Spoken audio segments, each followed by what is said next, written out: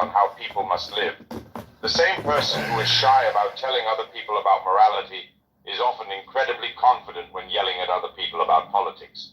That's why we advise one commandment for your new startup society. It's something in between being too shy and too overbearing. It's in between avoiding religious-sounding evangelism entirely and indulging in political-sounding evangelism too much. Don't avoid taking a moral stance, because that means you passively succumb to your surroundings.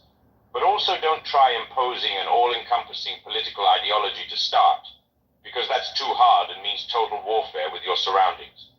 Instead, just pick one flaw in modern society that you do feel confident in building a startup society to redress, and go with that. One commandment, not 0 or N. What about older doctrines?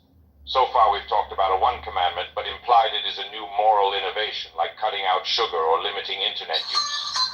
What about older religions, political codes, and moral commandments? You can certainly return to an older known religious code, adopting it in whole or in part. In a startup society where everyone opts in, you can make this happen more easily because religion in many countries is mostly about private practice. So long as people agree in a peer-to-peer fashion to practice their religion a certain way, the state allows them to do it. It's harder to return to an older political code because you are now talking about public law rather than private law. Still, if you build a large enough startup society and pick the right laws, there is probably something at the town, city, or province level that you can do, either within the West or outside it. Parallel systems catalyze peaceful reform. How did the US beat the USSR? Because it built and defended a parallel system. Rewind back to how the Soviet Union fell. As Stephen Kotkin noted in a brilliant interview, the most important fact about the Soviet Union was that they genuinely were communists. Outsiders perceived the Soviets to be cynical, but they were wrong. Their cynicism had limits. At the end of the day, the Soviets were devout believers in their ideology. How could it be otherwise? Soviet citizens weren't stupid, and people knew there were things that didn't add up. But they were operating within a constrained information environment. The censorship was so pervasive that it controlled thought. The degree of self-deception was so all-encompassing that even the nomenclatura like Boris Yeltsin didn't know how truly poor the Soviet Union was till he visited an American supermarket and threw up his hands at how far behind the USSR was. Unlike Orwell's O'Brien, the Soviet leaders deceived themselves too. So fundamentally, any proposed edits by Soviet elites to the USSR would have been just on the margins. They were information and values constrained. They actually needed a totally different system. Yet their system resisted both revolutionary and incremental reform. The solution was the parallel system of the United States, an alternative society starting from different moral premises that eventually produced undeniably better results.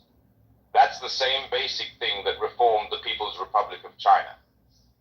The mere existence of successful parallel systems in Taiwan, Hong Kong, and especially Singapore is what drove Deng Xiaoping to adopt capitalism. Ezra Vogel's book is excellent on this. So in both cases, it was a parallel system that beat the Soviet system and the Maoist system. Parallel systems once required contiguous land, now they don't.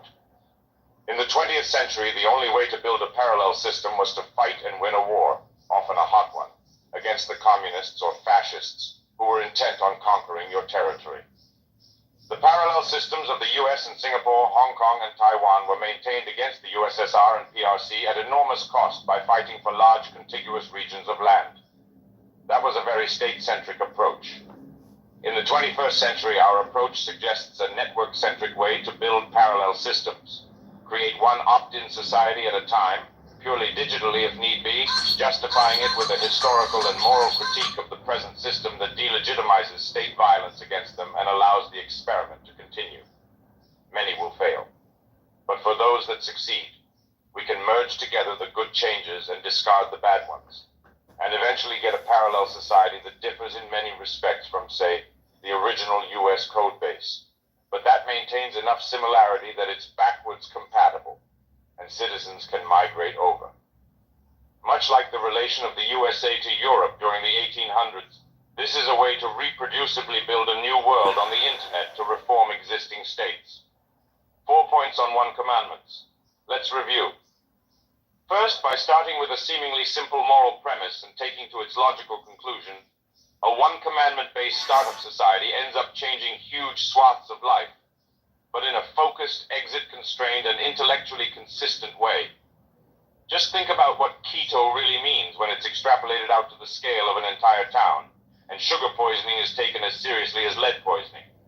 Second, one commandment-based societies allow for scalable, parallel, consensual exploration of socio-political space. Different groups that disagree with each other on how to live can nevertheless support the meta-concept of many different one commandment-based experiments. And indeed, both a carnivore community and vegan village would likely have better health outcomes than the default Western diet, even if these communities disagree on core moral premises. Third, there's a network effect between societies. Each starts off highly focused, of course. Much as a startup company tries to attract customers with a single focused product, each startup society tries to attract subscribers with a single focused commandment. And as with a startup company, any individual experiment towards a new socio-political order may succeed or fail. But so long as some one commandment-based startup societies succeed, they can copy each other's proven moral innovations. Fourth, each of these one commandment-based startup societies is supported by a history. Listen to someone from the Keto Kosher Society and they'll be able to rattle off an account of how the USDA food pyramid led to epidemic obesity. Chat with a Benedictine option monk and you'll hear about the religious culture they're trying to preserve. And talk to a citizen of the post-FDA society and they'll give you a history of the few strengths and many weaknesses of the FDA from ACT UP to drug lag. Some such societies are focused on new technologies and some are not. But all of them are based on an ethical code premised on their reading of history. And that's why history is the foundation of any new startup society. Chapter 3. The Tripolar Moment. NYT, CCP, BTC. Today's world is becoming tripolar. It is NYT versus CCP versus BTC. That's the American establishment versus the Communist Party of China versus the global internet. Each of these three poles has a source of truth online: paper, NYT, party, CCP, or protocol, Bitcoin. Each has a digital economy that surrounds that source of truth: the dollar economy, the digital yuan, or the Web3 crypto economy. Each pole is a network in its own right, which stands outside the state. The NYT network gives direction to the American state. The CCP network leads the Chinese state, and the Bitcoin network stands outside all states. And each has a governing ideology. Woke capital is the ideology of America's ruling class as explicated by America's ruling newspaper, the New York Times. It's capitalism that enables decentralized censorship, cancel culture, and American empire. It's drone strike democracy. Communist capital is the ideology of the Chinese Communist Party. It's capitalism checked by the centralized power of the Chinese party state, as summarized here: Leninist, Confucianist, capitalist, and nationalist. Crypto capital is the international ideology of Bitcoin and Web3. It's stateless capitalism, capitalism without corporations, decentralized censorship resistance, and neutral international law. And it's the second pole within both the US and China, the one that domestic regime opponents align around. While superficial aspects of these ideologies may shift with circumstance, we claim these are the only coalitions with the billion-person scale and technological talent to survive as independent power centers in the all-out digital struggle that has already commenced. They do have internal divisions, as we'll get to, but for the time being, every group from companies to states to dissident factions within states will have to navigate between these poles, the tripolar triangle of the digital world, the dated and the timeless. Before we go further, let's note, anything written about current events is, by its nature, likely to become dated. It is possible, even likely, that the US establishment sheds its skin once again, downplaying wokeness and emphasizing loyalty to the state, just as they transitioned overnight from the global war on terror to the domestic war on your tweets. It is possible, although less likely, that George Soros, Peter Zeihan, Gordon Chang, and Roger Garside eventually prove right, that Xi Jinping is displaced from his position atop the Communist Party of China in the 2022 Party Congress, and or that the CCP switches back to hide your strength and bide your time. And it is possible although less likely still, that there is some fatal flaw, mathematical breakthrough, or quantum computer that leads to the irreparable failure of the Bitcoin protocol. So why devote a chapter to the NYT, CCP, BTC model at all, if events can overtake it? 3 reasons. First, we need some model of where the world is, even if imperfect, to steer it where we want to go. Even if it's wrong or wrong in some particulars, it may be usefully wrong in that the update shows us where we were wrong. We spend the energy to describe a specific tripolar model of the world because many still think it's unipolar or bipolar, as illustrated by this amusing interaction between a journalist and Indian Foreign Minister S. Jaishankar. Second, even if major changes do occur, the decline of American empire, the rise of China, and the ascent of cryptocurrency remain underlying trends involving hundreds of millions of people that would require tremendous force to stop. We'd notice. And we consider a few candidates for such tremendous forces later. Third, there are aspects of the current moment that are not dated at all, but recurrent. That is, a similar tripolar configuration has occurred before. But first, let's establish how it came about today. A bipolar America and a tripolar triangle. In 1990, as the USSR was clearly falling apart, Charles Krauthammer wrote an influential essay called The Unipolar Moment. It made the point that with the Cold War at an end, the US was the sole dominant power on the planet, and would be for roughly a generation, after which point multipolarity will come in time. This thesis held up well. Unipolarity was true in the 1990s, mostly true in the 2000s, much less true with the rise of Asia, technology, and American polarization in the 2010s, and no longer true in the 2020s. As of 2022, we no longer have a unipolar world, nor is it just ambiguously multipolar with an unspecified number of power centers. Instead, we have a bipolar America and a tripolar triangle, and we can visualize these poles as follows. Name, communist capital, economically moderate authoritarian, mandate, you must submit. Source of truth, Chinese Communist Party, economy, renminbi or Chinese yuan. Hirschman value, loyalty, strength, hard power, Western or Eastern, state or network, state, legitimacy, harmony, themes, loyalty, unity, technopolitics, artificial intelligence, leadership, one leader.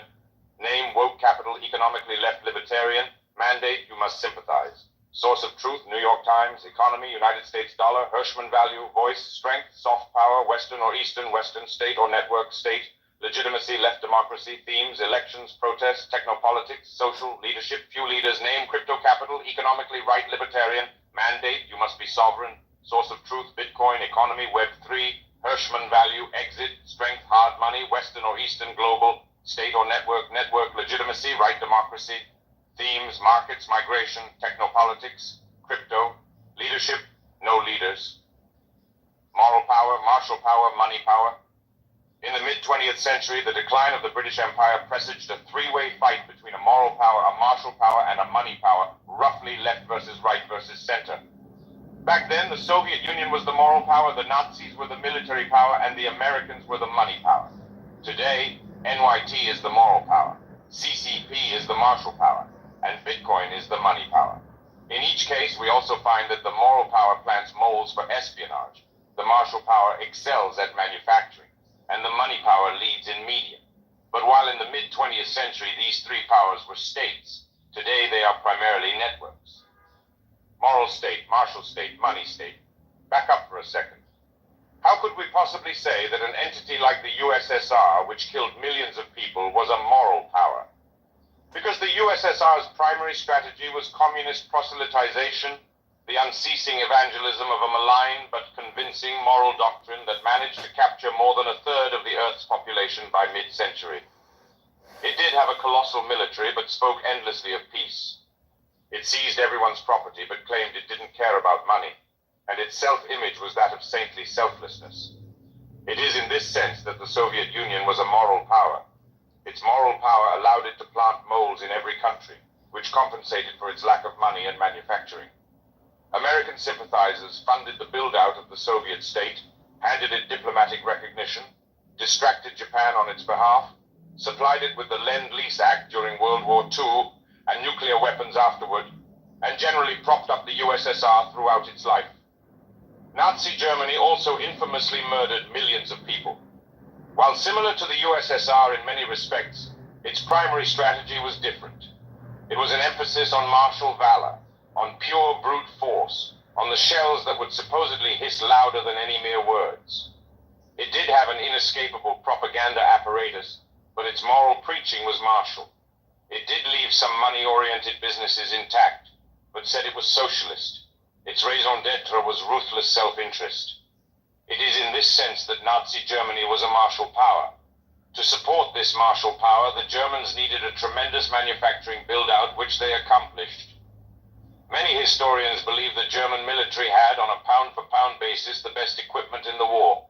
But because they lacked the capitalists' ability to cooperate across borders, they drove away some of their best scientists prior to murdering others, ensuring they'd never gain the atomic bomb.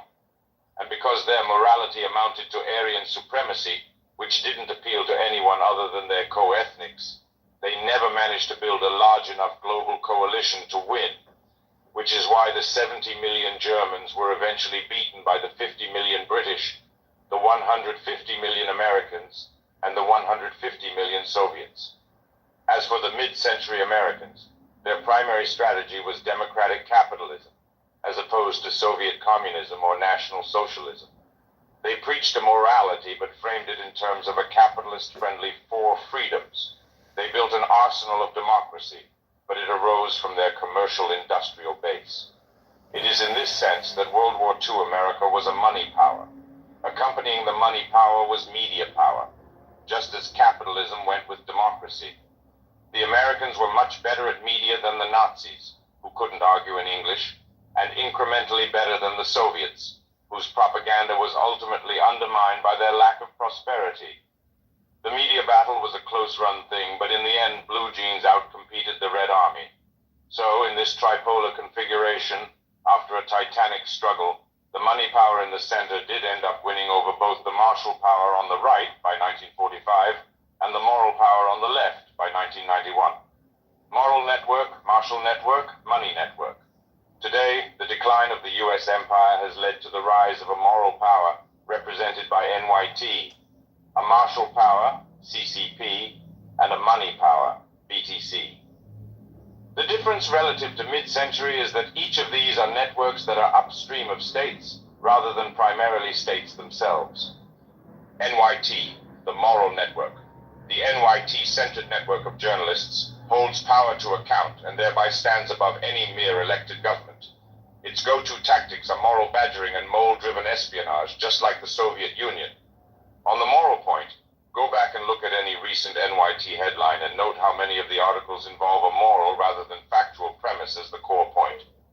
Free speech is bad, white people are bad, communism was good. This is the kind of thing they are focused on. And it is in this sense that NYT is a moral power. On the espionage point, as just discussed, we know that the Soviets were past masters at subversion. Their moral convictions made them feel that invading the privacy of others, stealing secrets, destroying lives with Zersitzung, all of that was acceptable for the great moral cause of communism. Because they weren't as good at building as the US or even Germany, the Soviet munitions came from America via Lend-Lease.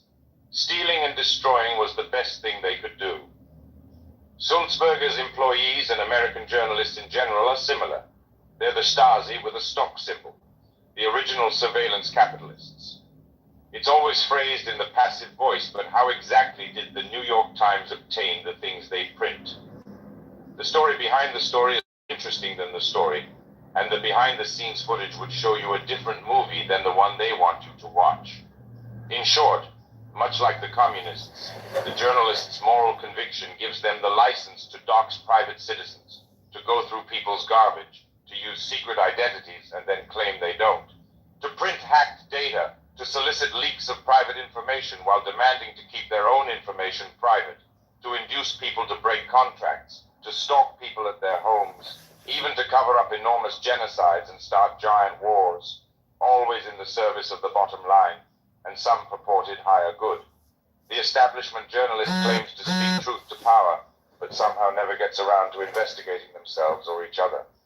As Bloomberg admitted in a moment of candor, they report on but do not investigate Reuters and CNBC because they are direct rivals.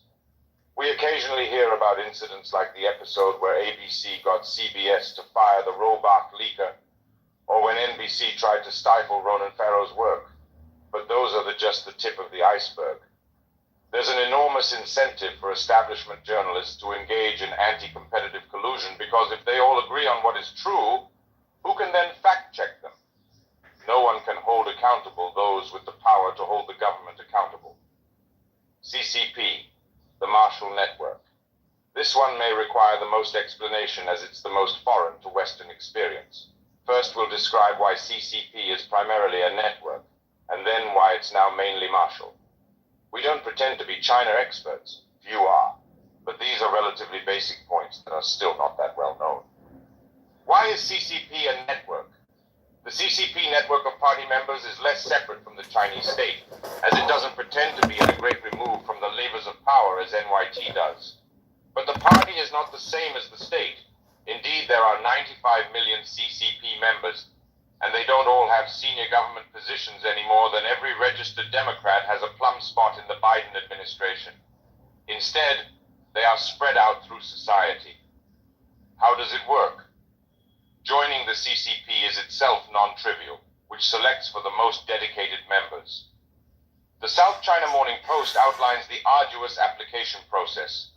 An application must be filed to the applicant's closest party committee or branch with a letter explaining why he is applying for membership, why he believes in the Communist Party, and areas in which he feels he has fallen short of the requirement to become a member. But it doesn't end there, according to Merrick's. Applicants must write essays on Marxism-Leninism and on current political developments. 8 colleagues, neighbors, and acquaintances have to vouch for an applicant's reputation. After applying, the applicant must take courses and then pass an exam, only to then be put into a year-long, at least, probationary period. The applicant will then attend party courses, where he will learn about the party's constitution, after which he will have to take and pass written tests. Upon passing the tests, the applicant will be required to submit more materials to the party branch, including personal information of himself and his parents. Information about his employment and his parents' political affiliations also have to be disclosed. Probationary party membership will be granted upon passing the screening, being recommended by 2 party members, and discussions and approval after a meeting with the party branch. Probation lasts at least a year. At the end of the probation period, the party branch decides whether to admit the applicant, extend the probation, or expel him. Lest one misbehave during the probationary period, there are consequences if the applicant does not behave up to strict standards. In the ensuing 1-year probation period, the admission process can still be stopped if party discipline is breached. And if you are finally cleared by the party to join, you have a lifelong commitment to uphold, as Mo Chen writes. When the CCP hold a top-tier meeting, you will be in your local party branch conference room to watch it live and write essay on thoughts after view. Natural disasters happen, donate, mandatory. Oh, you don't know where to find the donation box? Don't worry, it is deducted already from your salary. Every time the chairman of China releases important article address the issues of current affairs and overarching strategy for the next 5 years, you write that article 10 times, handwritten, due tomorrow. Thankfully, these are like once every 5 years. If you break the law, no matter how small, you get a party internal warning post. And yes, you write a reflection essay about what had led you astray and how wrong you realize you are. If it is serious, you are back to probation period. Even more serious, the double policy, you lose both your party status and office title. Seems very alien to a Western mindset. What people would choose to constantly post new essays regurgitating the latest in regime propaganda and indoctrinating their co-workers and family members? But it all fits if you think of them as China's New York Times subscribers. Think about this scene in Team America. World Police, where the Janian Garofalo figure says, as actors, it is our responsibility to read the newspapers and then say what we read on television like it's our own opinion. Then just swap out the NYT mobile app with Shuiqi Changguo. As the saying goes, party, government, army, society, and education, east, west, south, and north, the party leads on everything. It's almost the same for the American establishment, except the paper leads on everything. America's CCP are its NPCs. Why is CCP Marshall? From 1978 to 2013, From Deng Xiaoping to Jiang Zemin to Hu Jintao, the CCP was focused on economic growth. But under Xi Jinping, it's taken a turn towards militarist nationalism. It builds most of the world's physical products. Its military budget is already greater than one-third that of America's. It has a more focused task, reunify China rather than police the world. It produces military recruiting videos like "We Will Always Be Here," and most importantly, it is investing heavily in AI and drones. On that last point, China is just better at deployment in the physical world than the US government or military, as we can see from A, the public infrastructure comparison, B, the multi-billion-dollar failures of the American Ford-class aircraft carrier, the F-35 manned aircraft, the littoral combat ship, and the Zumwalt destroyer, and C, the fact that all the manufacturing know-how and the factories themselves are in China. Robotics could shift manufacturing out of China, but until then it is quite possible that the arsenal of democracy is more like the arsenal of communism. Note, however, that just because China becomes primarily a martial power does not mean it will necessarily win a physical conflict. The Nazis, too, in our framework, were primarily a martial power and did not win. Then again, while the Nazis were outnumbered by the US, UK, and USSR by a 5-to-1 ratio, 70 million to 350 million, the Chinese outnumbered the Americans by a roughly 4-to-1 ratio, 1.4 billion to 330 million, so past performance may not be predictive of future results. BTC, the money network. This one is almost too obvious, so we won't belabor it. The global network of Bitcoin holders in a key sense also stands above states. Like the NYT network stands above the American state and the CCP network stands above the Chinese state. Why? Because it's very hard for states to seize Bitcoin in the absence of some kind of quantum computing breakthrough. But it's primarily a money power rather than a moral power like NYT or a martial power like CCP.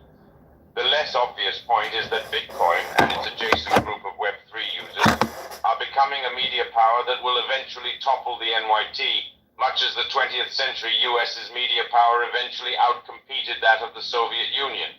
Why? Decentralized media. You can see early signs of this with Substack, Mirror, and NFTs, but in brief, the best content creators have better things to do than work for the establishment.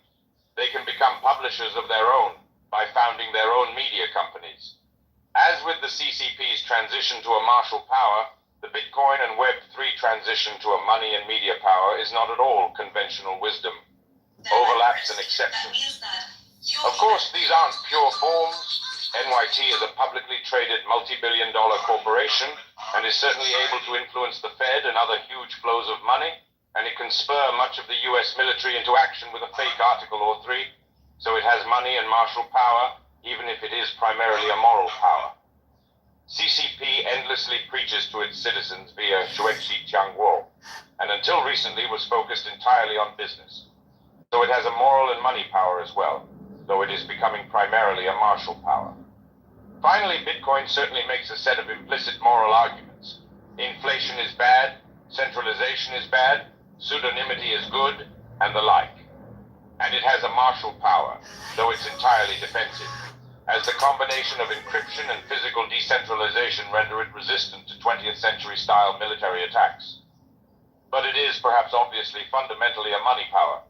One can do a similar exercise for the US, USSR, and NSDAP triangle.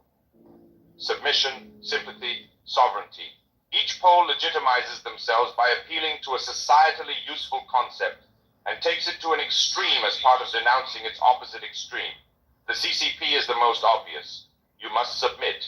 They're the Chinese Communist Party and they're powerful, so you must bow your head. This is very simple and straightforward and easy to understand, though it only really works for them within China and the Chinese internet. The NYT pole is slightly more subtle. They demand you must sympathize. After all, aren't you white or male or straight or CIS or abled or wealthy or a member of one of an ever-multiplying number of privileged categories and therefore an oppressor on some dimension? Because you're powerful, you must sympathize and bow your head to those you have ostensibly oppressed. It's a left-handed version of the submission ideology.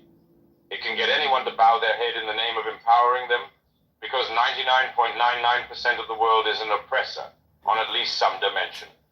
This poll is strongest on the English-speaking internet, weakest on the Chinese internet, and of intermediate strength outside that. The Bitcoin poll is the opposite of both of these. It demands you must be sovereign. That means rather than bending to the CCP or slitting your wrists as NYT demands, you hold your head up high, you hold your private keys locally, you don't trust centralized corporations or governments, you're self-sufficient and autarkic, you're living off the grid. This poll is strong on the global internet, though it's facing pushback from both CCP and NYT. Extremes and counter-extremes are undesirable. The subtlety here is that each of these polls has an element of truth to it. You don't want a CCP society where everyone has no recourse but to submit, because that can easily become a now-digital totalitarianism. On the other hand, you also don't want a society where no one submits to anyone, because that looks like San Francisco, where people can run into Walgreens and steal everything. You don't want the NYT-run society where everyone has no recourse but to sympathize with the current thing, because that results in what Matt Iglesias has called the Great Awakening, the emotive and irrational breakdowns that set America on fire and continue to roil U.S. society. Yet you also don't want the society where no one sympathizes, because that looks like the Grand Theft Auto environment of 1990s Russia, the low-trust post-communist society where any cooperative endeavor is regarded as a scam.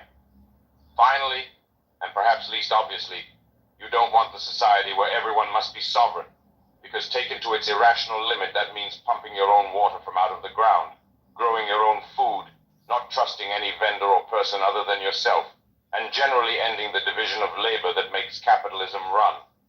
Extreme autarky might sound romantic, but in the absence of robotic breakthroughs, going truly off-grid is a recipe for dramatic regression in the standard of living. Conversely, of course, you don't want a society where no one has the possibility of being sovereign at all, as this leaves us all subject to the not-so-incipient digital totalitarianism that CCP has already rolled out and NYT wishes it could. A re-centralized center. One might argue, and I would agree, that while these three poles and their opposite three extremes are bad, they are not all equally bad, and you don't necessarily need to be dead center. For example, I personally err much closer to the sovereignty pole than our current culture, and try to develop the technologies to enable this. However, we should recognize that different strokes will suit different folks. And rather than trying to impose preferences on everyone, what we really want are a variety of points in between these three undesirable poles. Different fusions for different groups. The construction we outline in this book, the startup society that ultimately becomes a network state, ideally combines aspects of all three.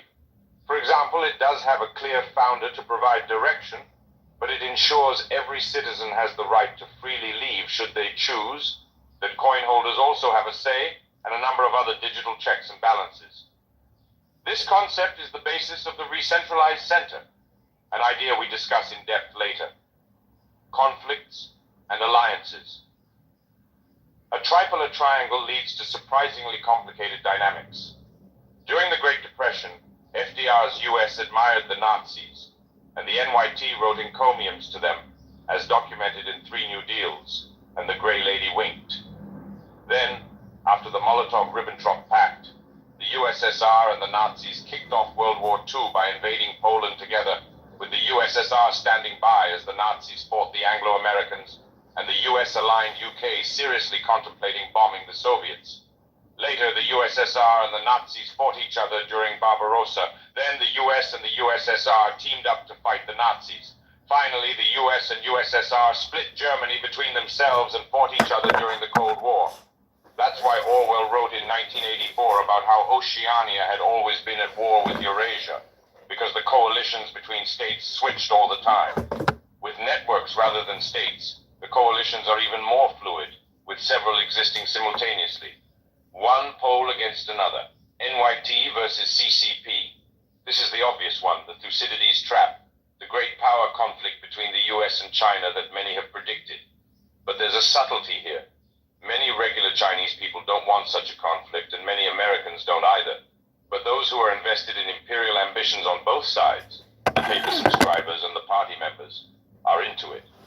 Networks are driving the states to war, NYT versus Bitcoin. This is another obvious one, the American regulatory state, which NYT is upstream of. against the decentralized network. We are seeing this push with efforts like the failed 2021 House bill and the Concerned Tech letter. Note the demographics of the signatories to the latter. It is almost entirely white Westerners complaining about the US establishment losing root control over the global financial system. It is doubtful that their enthusiasm for the dollar will be shared by Americans hit by inflation, or by people overseas. This conflict is the American establishment versus the global internet, CCP versus Bitcoin. Yet another obvious one. The CCP has banned Bitcoin many times over the years, but those bans have materially grown in severity. The most recent action was just short of a seizure. Two poles versus the third, NYT plus CCP versus Bitcoin.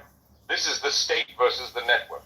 It's when the NYT-controlled American empire and the CCP-controlled Chinese empire team up to attack Bitcoin, perhaps on the grounds of climate or some other thinly veiled excuse to maintain state power. NYT plus Bitcoin versus CCP. This is Western voice and exit together versus Eastern control. It's when NYT's interests in disrupting the Chinese regime and Bitcoin's interests in providing globally uncensorable savings overlap to provide a thorn in the side for CCP. The Web3 part of Bitcoin and Web3 becomes particularly important here because it provides hard-to-censor global services that complement digital gold, which on its own is necessary but not sufficient for freedom. Bitcoin plus CCP versus NYT. This is the post-American world against the American empire. Against the inflating dollar, China and crypto together can do something neither can alone. The CCP/RMB pole runs a Chinese system that is already at scale, capable of operating completely outside the dollar, and based on a more modern digital yuan to boot. The Bitcoin and Web3 part of this aligns American dissidents with global crypto holders and promotes neutral protocols that take away American root access, but also don't grant it to China. Intrapolar conflicts. Near each pole there is an internal dyad representing the conflict within. We represent this as an inscribed triangle within the tripolar triangle. Near the NYT pole are the American dissidents, the non-woke liberals, centrists and conservatives who disagree with the US establishment's platform of speech controls, inflation and unending warfare, but still identify as American first and don't want to see China become number one. Near the CCP pole are the Chinese liberals, the internationalist capitalists who thought times were better under Hu, as well as the many groups left and right who've seen their fortunes dim under newly aggressive Chinese nationalism, but again, who still see themselves as Chinese first and don't want to bend to American imperialism. Near the Bitcoin pole is the Web3 community and the tens of millions of Bitcoin holders who don't identify as maximalists, but who also still subscribe to many of the internationalist principles that presuppose an internet without American or Chinese root control over the financial or communication systems. The road to re-centralization. And what about other countries and people who don't define themselves with reference to the Americans, the Chinese, or the blockchain? Well, there will be a lot of pressure to identify with the first two poles, which will drive any group that doesn't want to be under the thumb of the US establishment or the CCP to the third pole of Bitcoin and Web3. That is, one of our premises is that the Indians, Israelis, American dissidents, Chinese liberals, tech founders and investors, and people from other countries that want to maintain their own sovereignty will need to avail themselves of Bitcoin and Web3 for decentralized communication, transaction, and computation. But to fully explain why, we'll need to go through a scenario for the future that isn't about remaining under the thumb of US or Chinese centralization, nor about falling into crypto-anarchic decentralization, but rather about consciously re-centralizing into opt-in startup societies. Chapter 4. Decentralization, re-centralization, the possible futures. It's not about the future, it's about the possible futures. Why? Because causality exists. Because we can run controlled experiments. Because human action can influence outcomes. Because we aren't communists that believe in the historical inevitability of utopian outcomes, but technologists that believe in individual initiative subject to practical constraints. The previous two chapters were about those constraints, about the past and the immediate present. They orient us to discuss several possible futures before picking out one trajectory to focus on. The one where we materialize many startup societies, get a few diplomatically recognized as network states, and rebuild high-trust societies via a re-centralized center. Some caveats before we begin, though. When it comes to the past, every history is inevitably just a story. That is, any tale of the past is necessarily abridged, abbreviated, edited, and idiosyncratic.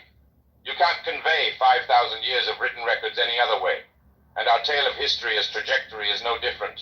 It's like the why now slide at the beginning of every entrepreneur's deck, a practical history of particular events that lead to the feasibility of the network state. But we cited our references so you can check our facts. On the topic of the present, our chapter on the tripolar moment is the section of the book that is likely to be the most dated. Intentionally so, because we endeavored to move most references to current or near past events to this section. So think of that chapter as being very much a worldview circa mid-2022. Like the Kalman filter, we reserve the right to incorporate new information to update it. Now to the subject of the future. As you'll see, we do believe a re-centralized center of pragmatic network states can emerge, and describe several scenarios where this could happen. But our projections are just scenarios, and throughout we keep in mind volatility, reflexivity, competing curves, and the consequent limits to predictability. First, volatility is rising because the internet increases variance, social media is social volatility, go viral or get cancelled, and cryptocurrency is financial volatility, go to the moon or get wrecked. Volatility makes correct predictions more difficult but offers upside for those who predict correctly, and volatility is good for insurgents and bad for incumbents because the former only need to get lucky once while the latter need to keep staying lucky. It's no longer just individuals that are subject to high volatility, as entire countries can rise and fall overnight. So in a high volatility environment, only Bezos-style invariants remain constant. All other observations should be taken as tentative. They are true until they are suddenly not. Reflexivity is Soros's term for the feedback loop between participants' understanding of a situation and the situation in which they participate. In systems made of human beings, putting something out into the world results in a reaction, and then a reaction to that reaction, and so on, often resulting in positive and negative feedback loops rather than textbook convergence to equilibria. Thus, when collecting data on such systems, let alone forecasting them, one must keep in mind that people will react to predictions themselves, sometimes to make them come true. In social science, unlike physical science, every row in a data set represents a human being with a mind of their own. The concept of competing curves refers to the fact that there are many simultaneous technopolitical movements competing at the present moment, different phenomena rising from zero to affect millions over the course of years, months, or even days.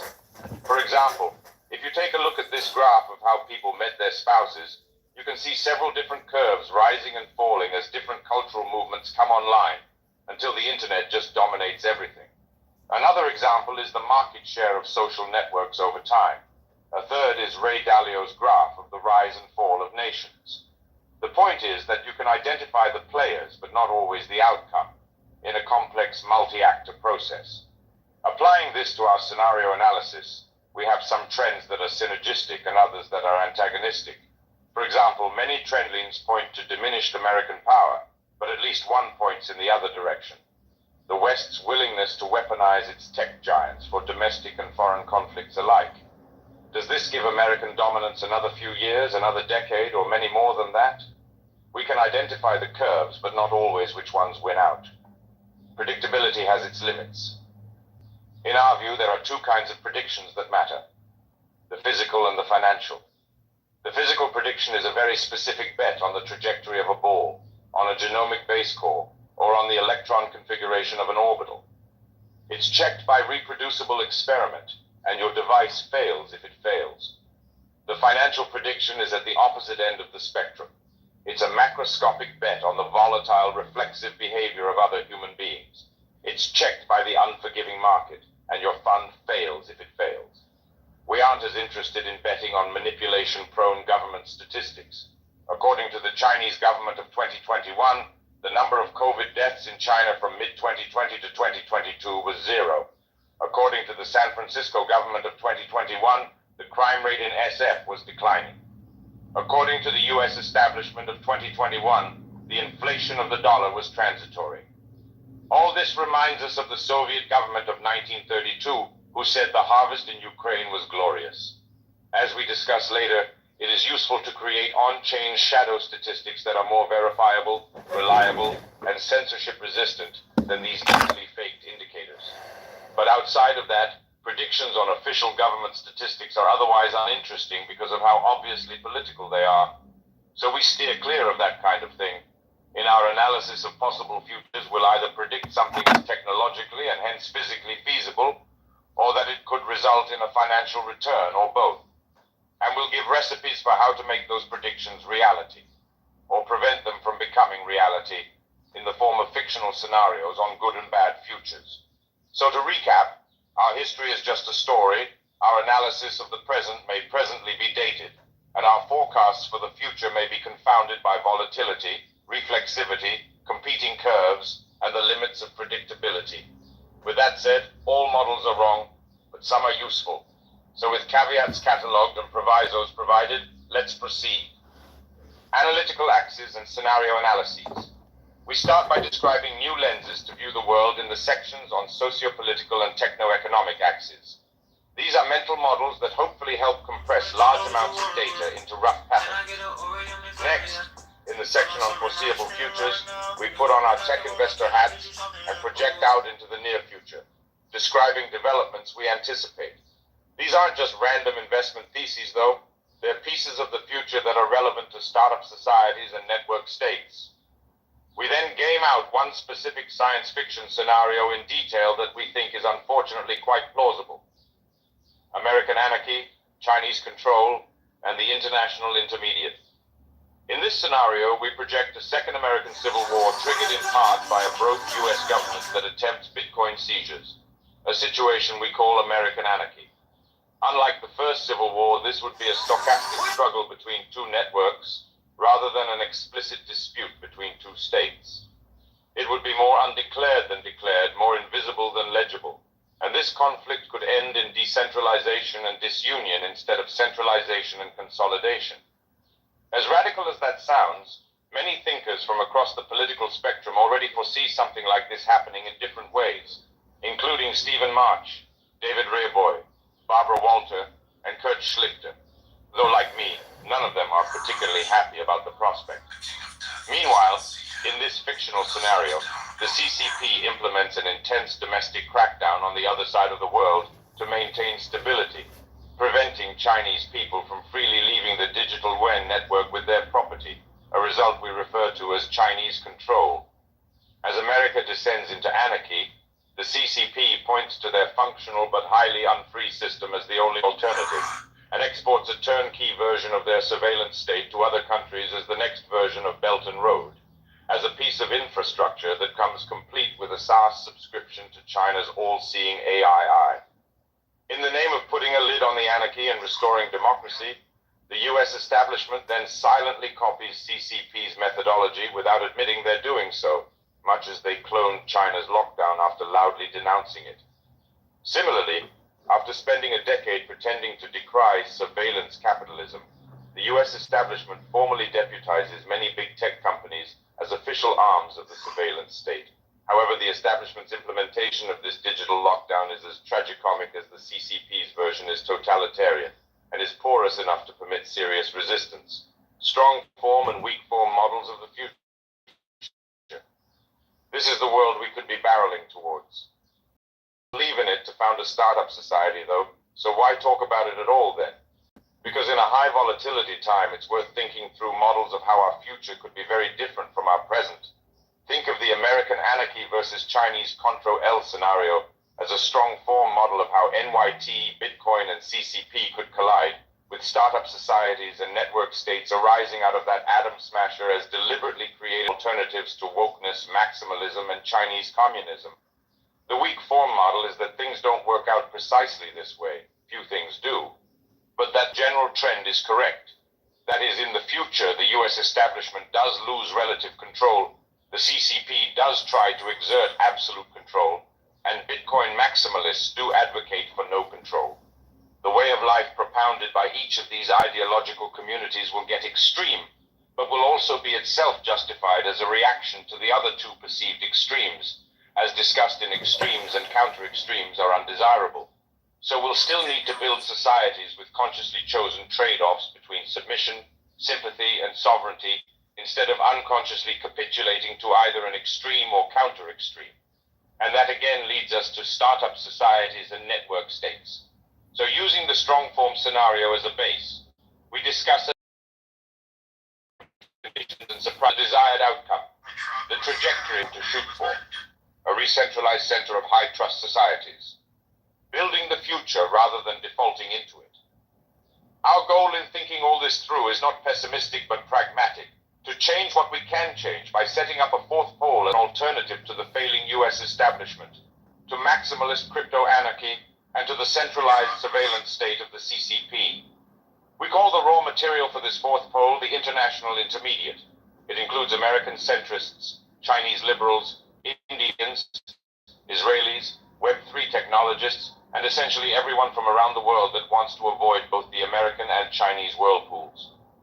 At first blush, this group represents approximately 80% of the world population and has little in common save their disinclination towards both anarchy and tyranny. But a subset of them will be smart enough to realize that exit is a stopgap, not a solution.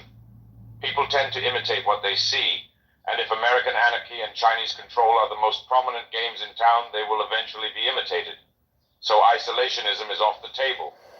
Yet so is direct intervention, as both the American and Chinese theaters will snarl against any outside interference. The answer then is innovation, rather than isolationism or interventionism. A subset of the international intermediate needs to build something better than both American anarchy and Chinese control, a concrete improvement over the propaganda, coercion, surveillance, and conflict that may soon characterize the two pillars of the global economy. In other words, the rest of the world will need to lead. They can't hope for the US establishment or CCP to figure it out.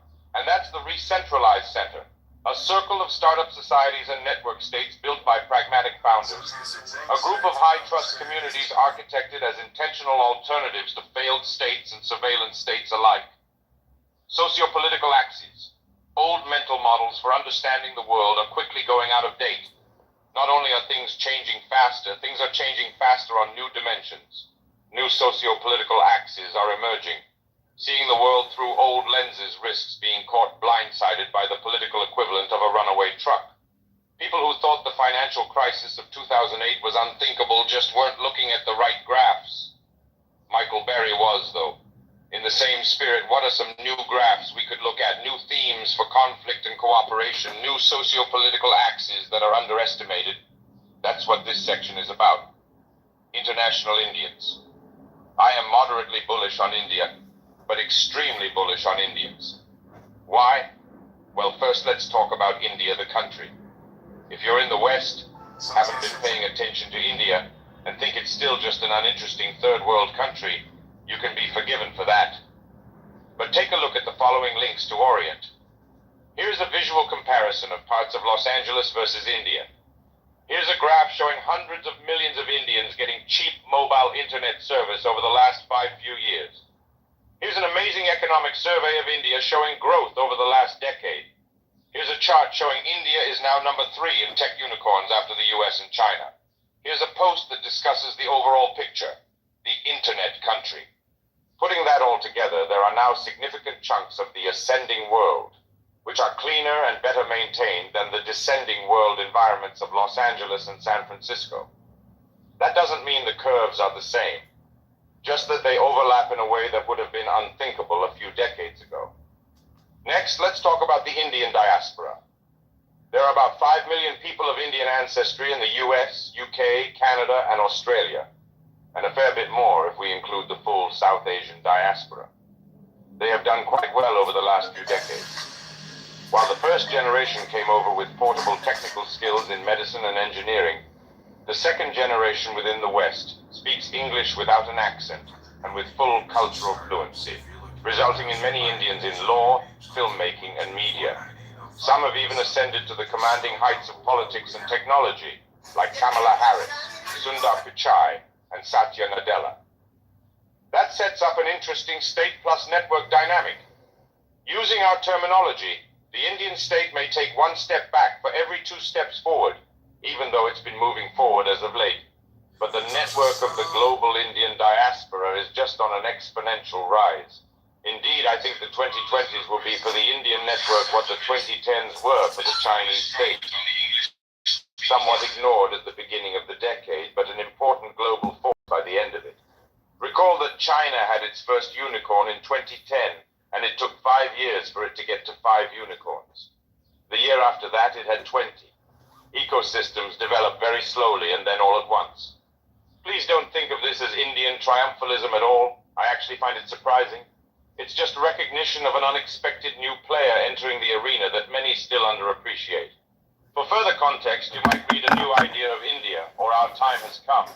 Transhumanism versus anarcho-primitivism. An important emerging political axis is transhumanism versus anarcho-primitivism. Briefly, transhumanists think technology is good, and want to use technology to change humanity in fundamental ways. Conversely, anarcho-primitivists think technology is bad, and wanted to return to the wild, de-industrialize, and abandon technology. They think of humans as pollution on this great earth. There are right and left varieties of each, though they overlap.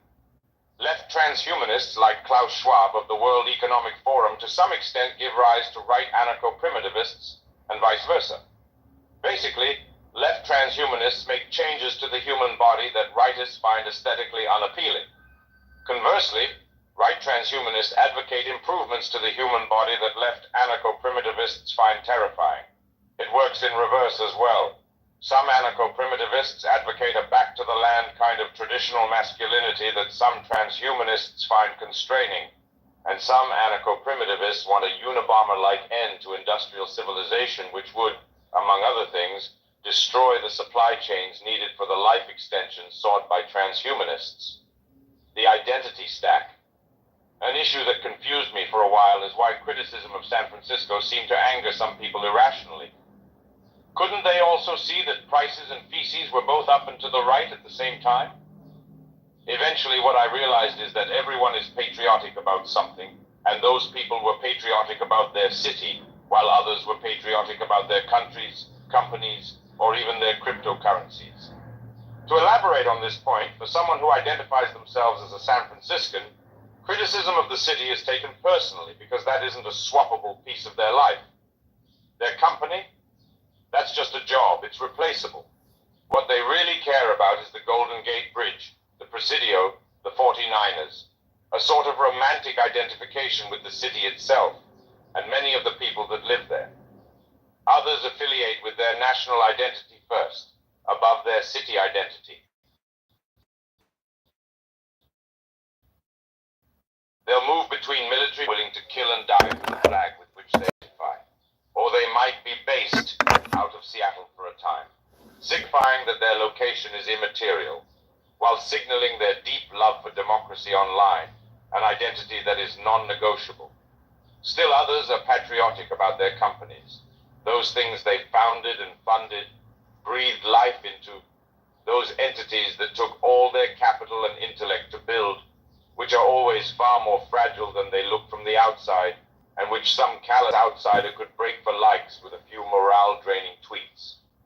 And yet others characterize themselves by their cryptocurrencies, thinking of themselves first and foremost as Bitcoiners or Ethereums. These folks are often digital nomads, indifferent as to whether they see the sunset in San Francisco or Singapore, or what crypto exchange lives or dies, so long as they can check in with their community of holders each day. In each case, there's typically a large economic, social, or political stake in the thing people are identifying with. The city patriot may be a homeowner or otherwise invested in city governance. The country patriot may have signed a military contract. The company patriot may be a founder or early employee with a significant equity stake. And the cryptocurrency patriot is often a sizable holder of coins. Now, not all things are like this. People can be right-handed without identifying themselves as right-handers. They can do something without being something. So top-level identity, primary identity, that's precious, it's rare. It's the identity that supersedes all others. People might use 7 daily apps, but they have even fewer primary identities, usually only one. Primary identities need not just be about city, country, company, or cryptocurrency. They can be related to religion, ethnicity, or professions like journalist and professor.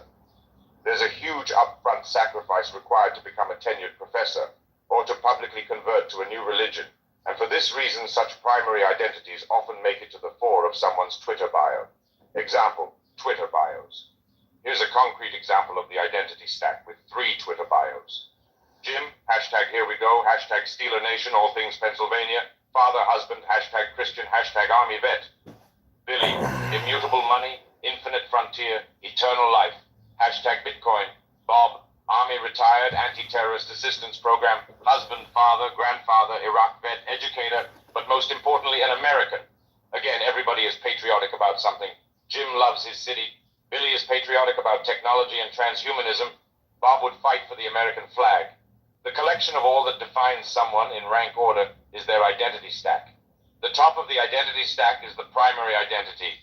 The Pittsburgh Steelers for Jim, Bitcoin for Billy, and America for Bob. And as noted, primary identity is precious. It's the identity that supersedes all others. To build anything great, a company, a currency, a civilization, an affiliation must beat out the rest of the identity stack to become someone's primary identity. That's a high bar to meet. Techno-economic axis. The internet increases variance. The internet increases variance. Digitization allows situations to be taken to their logical conclusion instantly, even when that digital logic doesn't quite work in physical reality. This means things can flip from 0 to 1 without warning. An overnight success, 10 seconds in the making. The only certainty is rising volatility. First, the observation. Over the last 20 years, we've gone from 30-minute sitcoms to 30-second clips and 30-episode Netflix binges. From a stable 9-to-5 job to a gig economy task or a crypto windfall. From a standard life script to 30-year-olds living with their parents and 20-year-old startup CEOs. This is a very general phenomenon. You see it in the dashboard of every internet disruptor. With Uber, for example, relative to the time of a standard taxi ride, some Uber trips are much longer and others much shorter. Why is this happening? Because the internet connects people peer-to-peer. It disintermediates. In doing this, it removes the middleman, the mediator, the moderator, and the mediocrity. Of course, each of those words has a different connotation. People are happy to see the middleman and mediocrity go, but they don't necessarily want to see the moderator and mediator disappear. Nevertheless, at least at first, when the internet enters an arena, once the network Leviathan rears its head, this is what happens. Nodes that had never met before, could never have met before, now connect peer-to-peer. They can form something terrible like a Twitter mob, or they can form something amazing like ETH research. You get extreme downside and extreme upside. One analogy is to a centrifuge. If you take a sample of biological fluid from your body and centrifuge it, you'll see a bunch of layers that were previously mixed together. Then they all get separated out. That's what the internet is doing to society, to institutions. It's just centrifuging it into its constituent parts, whether that be albums separated into songs or newspapers disaggregated into articles. That's the unbundling. Then comes the rebundling. The songs get grouped into playlists, the articles grouped into Twitter feeds. This step too is profitable. It's not the same as what came before. It's a V3. It's a flexible bundle. It's the helical theory of history, where from one standpoint we've come full circle, rebundling into an album-like playlist. But from another axis, we've made amazing progress. Anyone can play any individual song and create whatever playlist they want. With that said, that rebundling is still higher variance than the pre-internet bundles that preceded them. There are millions more playlists than albums, millions more Twitter feeds than newspapers. BlueAnon, QAnon, Satoshianon. As the internet increases variance, we see more upside and more downside in everything. Technologists focus on the upside because the gain from the wins, like search engines, smartphones, social networks, and artificial intelligence, should compound, while the losses should be one-offs. That is, once you find a winning formula or a rebundling, you can cheaply scale it across the rest of the network relatively quickly. So this probably should lead to more net upside over time, just like every past technological revolution has. I think we're already way in the black with the internet. Almost every piece of information ever in billions of people's hands for free at any time, for starters. But it depends on your metric. Conversely, the establishment can only see the downside outcomes. That is, the Bluanons can only see the QAnons who are worse than median, not the Satoshianons who are far better than median. It's a bit like Paul Graham's concept of the blob programmer. Just like the blob programmer can look down to see incompetence but can't look up to see brilliance, the establishmentarian can't comprehend the upwards deviations of the internet. They think it's just weird. Just like Hollywood once compared Netflix to the Albanian army, the US establishment doesn't yet understand how much better Satoshi Nakamoto or Vitalik Buterin is than every apparatchik they have in the Federal Reserve System. And they don't understand that upward deviation is creating a more competent group of global leaders than the American establishment, a more meritocratically selected group than the nepotists of the East Coast. Just as it allowed Satoshi to rise, social media is American glasnost, cryptocurrency is American perestroika. There are two particular ways that the internet increases variance worth noting: social media and digital currency. Social media increases social volatility. You can go viral or get canceled, experiencing large overnight gains or losses in status. Digital currency increases financial volatility. You can go to the moon or get wrecked, experiencing large overnight gains or losses in financial status. There's a parallel in history for this: glasnost and perestroika. Mikhail Gorbachev, the last Soviet leader, thought he could reform Soviet society by allowing more free speech via glasnost and free markets via perestroika. He didn't quite understand what he was in for. The resultant instability helped bring down the Soviet Union.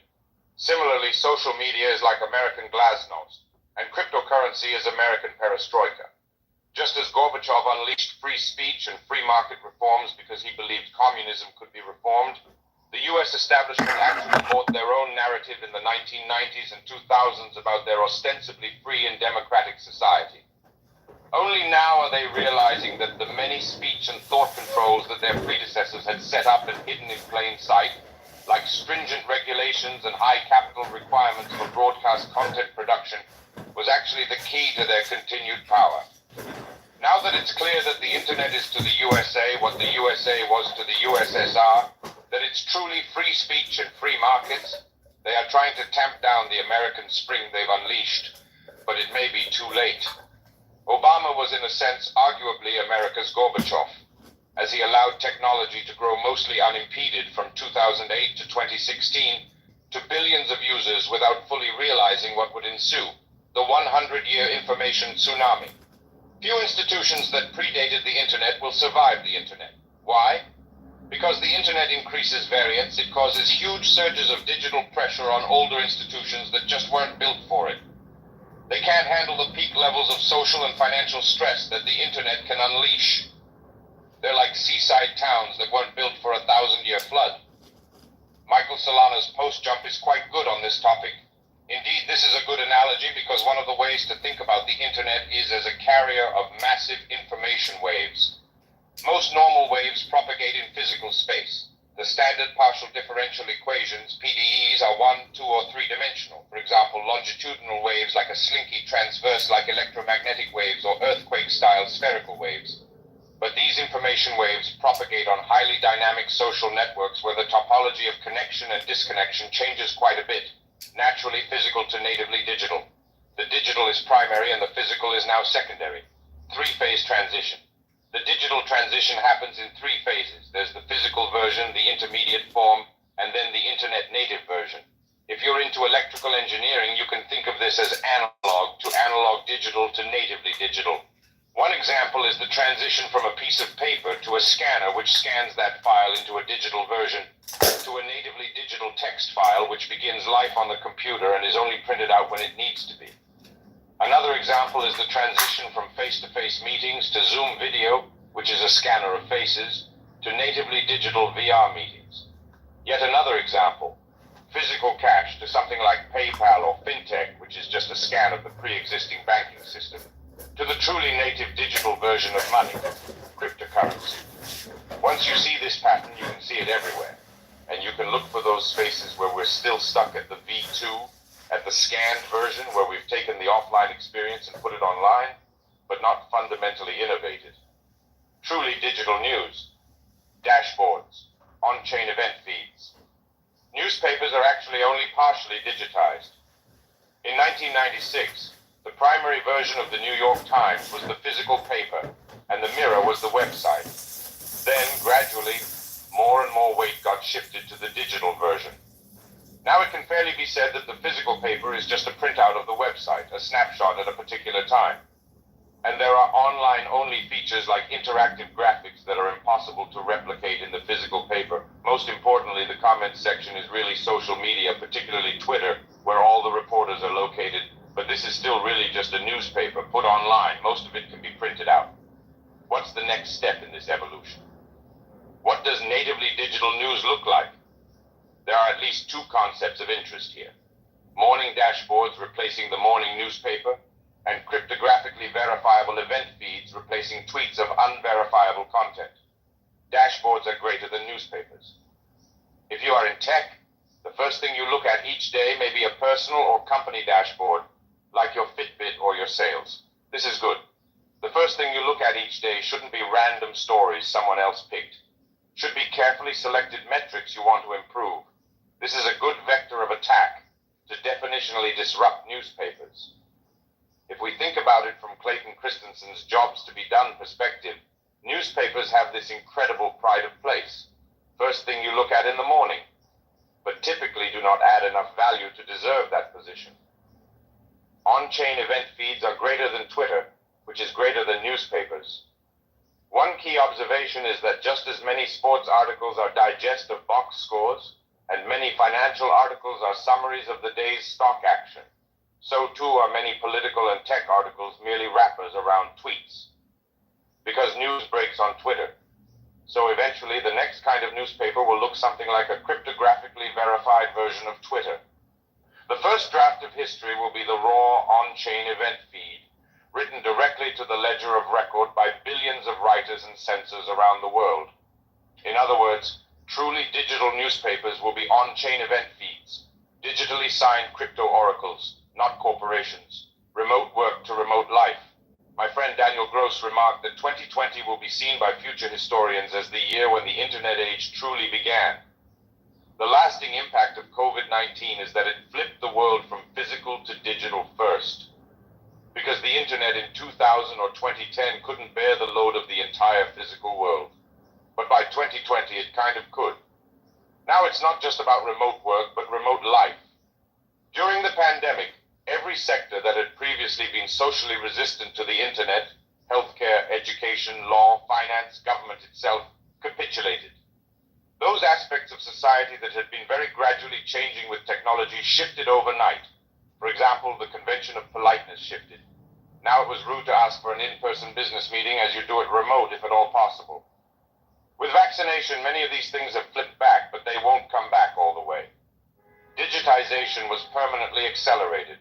It used to be that the physical world was primary and the internet was the mirror. Now that has flipped. The digital world is primary and the physical world is just the mirror. We're still physical beings, of course, but important events happen on the internet first and then materialize in the physical world later, if ever. From printing to materializing. All value eventually becomes digital because we are generalizing the concept of printing, from inking a piece of paper to actually materializing digital things in the physical world. This is counterintuitive and you'll have objections. But let's get there in a few steps. 1. Much value creation is already digital. If you're reading this, you're probably an information worker. You may not have thought about it this way, but the majority of your waking hours are probably spent in front of one screen or another. A laptop for work, a phone on the go, a tablet for reading, and so on. So most of your life is already spent in the matrix in a sense, even before the advent of widespread AR and VR. Short of a pullback to an Amish or Andaman Islander existence, most of your life is and will be digitally influenced in some form. Moreover, much of the value in the physical world comes from blueprints created on a computer in some form. E.g., the iPhones manufactured in Shenzhen gain much of their value from the designers in California. So a good fraction of value creation is largely digital. 2, more value creation is becoming digital. Read Packy McCormick's article on the great online game, and think about every information worker essentially pressing buttons to earn cryptocurrency in a giant globalized internet economy. That's what 2030 or 2035 is on track to look like. 3. Much spending is already digital. Think about what fraction of your spending already goes to digital goods like books, music, software as a service, and the like. Now think about what fraction of the remainder goes through a digital interface of some kind, whether through an e-commerce website like Amazon or a point-of-sale terminal via Apple Pay. So it's already fairly uncommon for people in industrialized societies to do a fully offline, purely physical transaction, which might be conceptualized as hand a $5 bill over at a farmer's market for several tomatoes. 4. Many actions can be analogized to printing. Now take this one step further and think about the remaining offline components as printing something out, though you can use the word materializing if it suits. You hit a button on Amazon and a complicated multi-jurisdictional delivery process ensues, resulting in a box landing at your front door. You hit a button on Uber and a car arrives. You hit a button on DoorDash and food arrives. You hit a button to rent an Airbnb, and then another to open the smart lock and the door to housing opens. You can do the same for the door to your co-working space office or the door to your electric car. So more and more of the goods people prize in the physical world are in a sense printed out. 5. Many printing actions can be fully automated. Today there's a human in the loop for things like food delivery. But as robotics improves, this could in theory become a completely electromechanical process, just like printing. Every individual step from the farm to table could be automated. As this visual shows, there are already robots for each step. Robots in the fertilizer factories for harvesting and for last mile delivery. As an exercise, it'd be useful to a full stack example where someone prints out an apple and it's fully robotically grown and delivered, even if in practice you'd have stockpiles of apples rather than slowly growing them on demand. So if you put all that together, all value is digital. Everything starts on the computer, generates cryptocurrency, and can be used either to buy digital goods or to pay robots to materialize things in the physical world. Humans will still exist, of course, but the economy will become the crypto economy. All value goes digital. The productivity mystery. What is the productivity mystery? Well, we really should be in the middle of a golden age of productivity. Within living memory, computers did not exist. Photocopiers did not exist. Even backspace did not exist. You had to type it all by hand. It wasn't that long ago that you couldn't search all your documents, sort them, back them up, look things up, copy-paste things, email things, change fonts of things, or undo things. Instead, you had to type it all on a typewriter. If you're doing information work, relative to your ancestors who worked with papyrus, paper, or typewriter, you are a golden god surfing on a sea of electrons. You can make things happen in seconds that would have taken them weeks, if they could do them at all. We should also be far more productive in the physical world. After all, our predecessors built railroads, skyscrapers, airplanes, and automobiles without computers or the internet, and built them fast, using just typewriters, slide rules, and safety margins. This is a corollary to the Thiel, Cowan, and Hall concept of the Great Stagnation. Where has all that extra productivity gone? It doesn't appear manifest in the physical world for sure, though you can argue it is there in the internet world. There are a few possible theses. 1. The Great Distraction. All the productivity we gained has been frittered away on equal and opposite distractions like social media and games. 2. The Great Dissipation. The productivity has been dissipated on things like forms, compliance, and process. 3. The Great Divergence. The productivity is here, it's just only harnessed by the indistractable few. The founders of tech unicorns, for example, may have more ability to focus online than most. 4. The Great Dilemma. The productivity has been burned in bizarre ways that require line-by-line profiling of everything, like this tunnel study. 5. The Great Dumbness. The productivity is here, but we've just made dumb decisions in the West while others have harnessed it. See, for example, China building a train station in 9 hours versus taking 100 to 1,000 times that long to upgrade a Caltrain stop.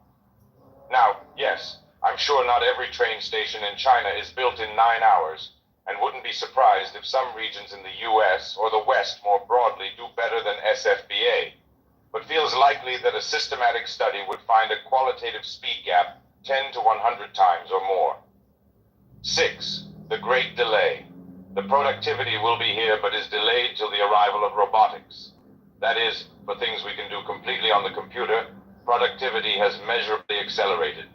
It is 100 times faster to email something than to mail it, but a slow human still needs to act on it. So, in this hypothesis, humans are now the limiting factor. Essentially, representing a complex project on disk in something like Google Docs may not be the productivity win we think it is. Humans still need to comprehend all those electronic documents to build the thing in real life. So the problem may be in the analog-digital interface. Do we need to actuate as fast as we compute? That would mean zero-delay robotic task completion will be the true productivity unlock, and that we haven't gone full digital yet. So long as humans are still in the loop, we won't get the full benefits of digital productivity.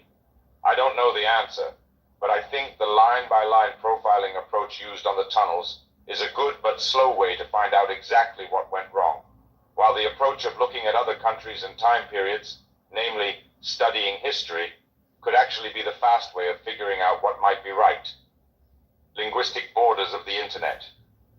If the organic borders of the physical world are rivers and mountain ranges, the organic borders of the internet are software incompatibilities and language barriers. The first of these is obvious. Facebook's ecosystem is distinct from Google's is distinct from Ethereum's, because the backends don't fully overlap, because they're incompatible at the software level. The second is a bit less obvious. You can imagine the internet being cut up into continental scale pieces, with the English language internet being the largest with billions of people, the Chinese language internet being the second largest with 1.3 billion, and so on for the Spanish language, Japanese language, Korean language, Russian language internets. One huge difference between the English internet and Chinese internet is that the former is global and arguably decentralized, while the latter is heavily concentrated in China, with the CCP maintaining root control over most key nodes. Another important consequence is that the English internet is about to admit 1 billion new users in the form of all the Indians who are newly coming online. And because the Indian internet becomes a much bigger part of the English language discourse, it will be difficult for the US establishment to censor the English language internet as much as they want to, because hosting can be based in the sovereign country of India. Network defects. A network defect is when increasing the size beyond a certain point decreases the value of the network. Metcalfe's law doesn't include this dynamic, as utility is projected to just increase to infinity as network size grows. But there are a few different mathematical models that predict this outcome, such as congestion-based models or this post by Vitalik. Repulsion within a network is a key dynamic that can lead to network defect. The idea is that two or more subgroups within a network have such conflict that it reduces the critical defection. Foreseeable futures. AR glasses bridge physical and digital worlds. Augmented reality, AR glasses may be the most foreseeable invention of all time. In the 90s and 2000s, people talked about the convergence device. Gates imagined it would be a smart television, but it turned out to be the iPhone. What's the next convergence device? I think it's AR glasses. Take the following technologies: Snapchat's spectacles, Facebook's Oculus Quest, Google Glass Enterprise, Apple's AR Kit, augmented reality apps like Pokemon Go. If you put all those together, you get a vision of augmented reality glasses that give you instant-on access to the digital world in your field of view, and perhaps darken with another touch to give you virtual reality. Anyone can teleport into or out of your field of vision with your consent. You can right-click on any object to get AI-informed metadata on it, and you can get computer-guided instructions to execute almost any physical procedure from repairing a machine to sewing. We know that millions of people manage to wear glasses all day, and they're lighter than headsets and easy to take on and off. So these may become as ubiquitous as phones. It will be an engineering marvel to get there, of course, and while Apple is a strong contender, Facebook may be the most likely company to be able to ship them given its progress with Oculus and founder-led innovation. Why will AR glasses be so big? If you think about how much of your life is spent looking at a screen, whether it's a laptop or a phone or a watch, greater than 50% of your waking hours is already spent in the matrix. AR glasses would reduce screen time in one sense, freeing you up to compute on the go without looking at a screen per se, but increase digital time in another sense, as people would constantly have these HUDs active to see the world. This means even more of our daily experience will blend not just the physical world dominated by natural law, but the digital world run by human-written code. The offline world still exists. Physics and biology still exist, but algorithms and databases run even more of human existence. The network surrounds us to an even greater extent than the state did. If combined with some kind of gesture interface, gloves, rings, or perhaps just sophisticated motion tracking, you might be able to use your hands to do anything in the digital realm. So with AR glasses, the digital and physical realms fully blend, and people would actually be able to see and interact with an open metaverse in real life. Experimental macroeconomics. Cryptoeconomics is transforming macroeconomics into an experimental subject. Why? Because you can actually issue a currency, set a monetary policy, get opt-in participants, and test your theories in practice. The proof is in the pudding, and if successful, the pudding is worth many billions of dollars. This refutes the premise that economics and business are wholly disjoint. They aren't disjoint at all. Microeconomics is the theory of individuals and firms, which is directly related to running a business. Each price you set, each company you start, is a kind of microeconomic experiment, albeit usually a poorly controlled one. Macroeconomics, by contrast, until recently was off limits to experiment. A first step forward was MIT's Edward Castronova early work on virtual economies like World of Warcraft. Now anyone can create a cryptocurrency, set monetary policy, and see what happens.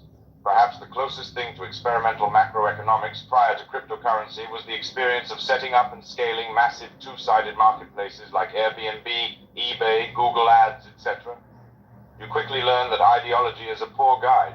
Naive libertarianism and progressivism both fail. Why? Basically, people want to make money on those platforms. They absolutely do respond to incentives, unlike the naive progressive model that it'll all be altruistic behavior. But the marketplace operator has immense power to shape incentives for good or ill. So the naive libertarian belief in a fully decentralized Hayekian order does not always come about. American anarchy, Chinese control, international intermediate. Here we give a bit more detail on a sci-fi scenario in which the US descends into a chaotic Second American Civil War. The CCP responds with the opposite extreme of a total surveillance state that traps wealth in its digital UN network, and the rest of the world, if we're lucky, builds a stable alternative of opt-in startup societies that peacefully rejects these extremes. To be clear, you don't need to believe in this scenario to build startup societies and network states, but it's a mental model for the future, which we present for the same reason that Ray Dalio put out a somewhat euphemistic model of how the US order could fall to an external competitor, and Peter Turchin put out a less euphemistic model of how the US could fall into internal disorder. American anarchy, prosperity, tyranny, or anarchy. The progressive vision is that the West is getting more free, equal, and prosperous. The dystopian vision is that we're actually in the incipient stages of tyranny, whether that be fascist or woke respectively. What's under-theorized is a third possibility. Namely that in the US, at least, the inconclusive power struggle between Democrats and Republicans means America is headed for anarchy. As the events of 2021 unfolded, it became clear that even with unified control of the federal government, the Democrats were no more effective than the Republicans had been with comparable power 4 years earlier. Neither faction proved capable of implementing the total top-down domination that some in their party advocated and many in the other party feared. Meanwhile, the non-partisan state capacity of the US as a whole continued to visibly decay. Squint past the pandemic's half-ignored TSA-like COVID regulations, and you saw a half-ignored TSA-like COVID regulator, namely a failing state that people did half-ignore, and arguably had to half-ignore because the USA itself was now the TSA, and the TSA, they knew, was safety theater. Today, in the territory governed by this inept bureaucracy, we now see power outages, supply chain shortages, rampant flooding, and uncontrolled fires. We see riots, arsons, shootings, stabbings, robberies, and murders. We see digital mobs that become physical mobs. We see a complete loss of trust in institutions from the state to the media. We see anti-capitalism and anti-rationalism. We see states breaking away from the US federal government at home and abroad. And we see the end of power, the revolt of the public, the defeat of the military, the inflation of the dollar, and looming ahead, an American anarchy. What's coming isn't fascism or communism like the left-wing and right-wing pundits would have us believe, even though they don't believe it themselves.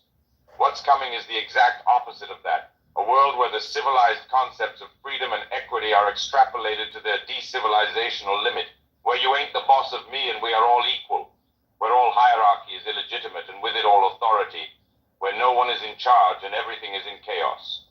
We can argue this may be preferable to the status quo in the same way some think the chaotic Russia of the 1990s was on balance better than the authoritarian Soviet Union of the 1980s. We can argue it may be inevitable. As the Chinese proverb goes, the empire long divided must unite, long united must divide. And we can argue that this transitional period of anarchy may be lamentable, but that it's better than the other team being in charge, and that we can build a better order on the other side. Maybe so, and that's what this book is about. But prior to any rebundling, I think we're on track for quite the unbundling. Maximalist versus woke. With that poetic introduction over, let's get down to specifics. Rather than seeing an indefinite continuation of the post-war order, or the long second Cold War between the US and China that many are preparing for, the US may be on track to descend into an American anarchy, a chaotic second American Civil War between the US establishment and its people. We foresee two main factions. The first will align around the US federal government, NYT and establishment media, wokeness, the dollar, and the Democrat Party. They'll say they're fighting for democracy against insurrectionists. The second will align around state governments, decentralized media, maximalism, Bitcoin, and the Republican Party. They'll say they're fighting for freedom against fiat tyranny. We can't predict their names, but rather than Democrat blue and Republican red, let's call them wokes and maximalists, or more neutrally, dollar green and Bitcoin orange. Crucially, in this scenario, many non-whites will switch sides from Democrat blue to Bitcoin orange, because whether black, white, Latino, or Asian, everyone's savings will be crushed by inflation. Many tech founders and independent writers will also go orange. Tools like Square Cash will facilitate mass exodus to Bitcoin, and newsletter writers will put out narratives that contest establishment media.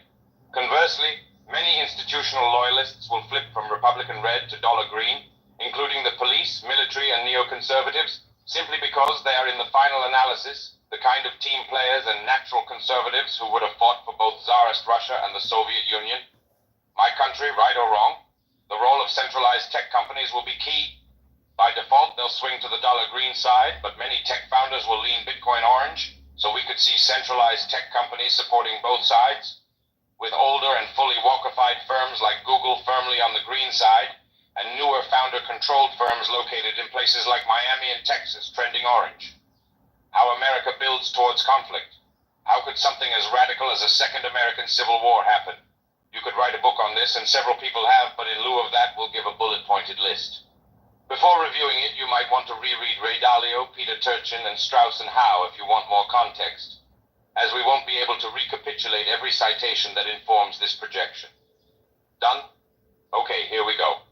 1. Political polarization is way up. All the graphs show this now. The US is not really a nation-state anymore, but a binational country comprised of two warring ethnic groups that disagree on fundamental moral premises. It is about God, gays, and guns. But it's also about censorship, surveillance, and inflation. 2. State capacity is way down. The competent America of mid-century, the left-right fusion that FDR put together, the America that combined a powerful centralized state with social conservatism, the America depicted in countless movies, the America that won World War II and the Cold War, that country is over. This US government can't build a bathroom in San Francisco, let alone a cost-effective fighter jet, destroyer, combat ship, or aircraft carrier. 3. Economic prosperity is declining. All the political infighting of the last decade happened during a period of relative prosperity, even if it was based on the artificial expedient of printing money. But now that we face potentially years of inflation and stagnation, unhappiness will increase. Already you're seeing articles coming trying to acclimatize people to lower standards of living, to eat bugs and live in a pod. And Turchin's cliodynamical graphs put numbers to these feelings. 4. Envy is increasing. This is normally phrased in terms of inequality, and that is indeed one way to look at it. But let's rotate it by a few degrees and talk about envy. The return of great fortunes, the rise of social media, and the decline in religion has led to escalating envy. Every day people can see others online who appear to be better off than they are, and who appear to be rising while they are falling. Whether that rise is real or not, whether it is due to the other person's own efforts or not, it doesn't really matter to the person who feels they aren't getting ahead, who feels they are falling behind. Without a rising tide that lifts all boats, the rational act for some is to sink the other boats, to pull escaping crabs down into the bucket. Why? Because misery loves company, and because stopping someone from getting too far ahead means they can't outcompete you for houses or mates. The only way out of this negative sum trap is to build provably positive sum systems and high-trust societies. But that's exactly what the US establishment is not doing. It's fomenting hatred on social media every day and giving new reasons not to trust it, whether that be the insistent assurance that inflation is transitory or all the other episodes of official misinformation. 5. Foreign military defeat looms. Leaving aside your feelings about the pandemic, the military propaganda beforehand is worth reviewing. In 2018, the US Department of Defense put out press releases on its preparation for a pandemic, on its sophisticated vaccines, and then nothing happened. This was the first time many in the public had the opportunity to directly compare statements about secret military programs to the actual results, just as you might compare projections by corporate executives to the actual results. And the size of that gap was remarkable. It indicated that at least some of the US military was just words, and not real. I remarked on this in early 2021, months before the defeat in Afghanistan gave yet another example of the gap between US military rhetoric and reality, where Kabul wasn't going to fall in a few days, and then it did. As of this writing, we're 4 months into the Russo-Ukrainian War of 2022. After an initial surge of attention, global interest in the conflict has dropped off a cliff. The New York Times and other establishment media outlets have now instructed the US administration to pursue peace, and various reports indicate that the Ukrainians are quickly plowing through ammunition stockpiles while the Russians are gaining ground with long-range artillery. To be clear, it's not at all obvious what will happen. There's fog of war with everything, but in the event of an outright Russian victory defined as gaining territory they didn't have prior to the war, that wouldn't augur well for the US establishment. 6. US states are pulling away from the feds. There's enormous coverage of US politics at the national level because it attracts clicks from all over. But local politics doesn't get the same attention. However, if you've been paying attention, marijuana and other matters. This is part of the future, is our past thesis. It's reversing the de facto 10th Amendment repeal by FDR's government, and more broadly is part of the gradual Western decentralization since the peak centralization of 1950. 7. Authority has lost respect. The old American left said something like, "We all need to work for the common good," while the old right said something like, "Pay your dues and you'll achieve the American dream." The new left says, "We are all equal," and the new right says, "You ain't the boss of me." So, the old left-right combination supported self-sacrifice and a stable hierarchy, while the new one attacks all hierarchy as fundamentally illegitimate, as oppressive or tyrannical. This is reflected in the defacement and degradation of virtually every U.S. institution over the last few decades, from the office of the presidency to the statues of American founders. George Washington and the U.S. Capitol are no longer sacred. 8. National divorce is discussed. Secession is now officially part of the platform for Texas's Republicans, and there have been an increasing number of pieces on the topic of national divorce from Democrats and Republicans alike, including NYMAG, No, We Can't Get a National Divorce, Stephen March, The Next Civil War, Barbara Walter, How Civil Wars Start, Michael Malice, The Case for American Secession, David Boy, National Divorce is Expensive, but It's Worth Every Penny, and The American Mind, The Separation. 9. Radicalized movements reject the status quo. There have been countless words written on wokeness, on how it's a radical ideology that thinks of the U.S. as intrinsically corrupt. as systemically Xist for many values of X, and therefore doesn't really seek to reform America so much as to capture the state to completely transform it. See Wesley Yang, Richard Hanania, Matthew Iglesias, John McWhorter, Barry Weiss, and many others for discussion of different aspects of this. The thing about wokeness is that it's not just a superficial weed growing out of the topsoil. It has a root system, a theory of history and ethics that's built on thousands of papers, on generations of academic humanists, on Foucault and Derrida and the like, on deconstruction and critical race theory and so on. I happen to think of it as a mostly evil doctrine, as sophisticated evil promoted in the name of good, but I recognize it has ideological content. The Republican Party isn't really capable of dealing with that, but Bitcoin maximalism is. If you haven't heard of it, you will. Bitcoin maximalism is by far the most important ideology in the world that many people haven't heard of, yet. There's philosophical depth to maximalism. It represents a root and branch rejection of the inflation that powers the US government and thus pays for everything. It fuses the worldview of Mises, Rothbard, Hayek, and Ron Paul with Bitcoin.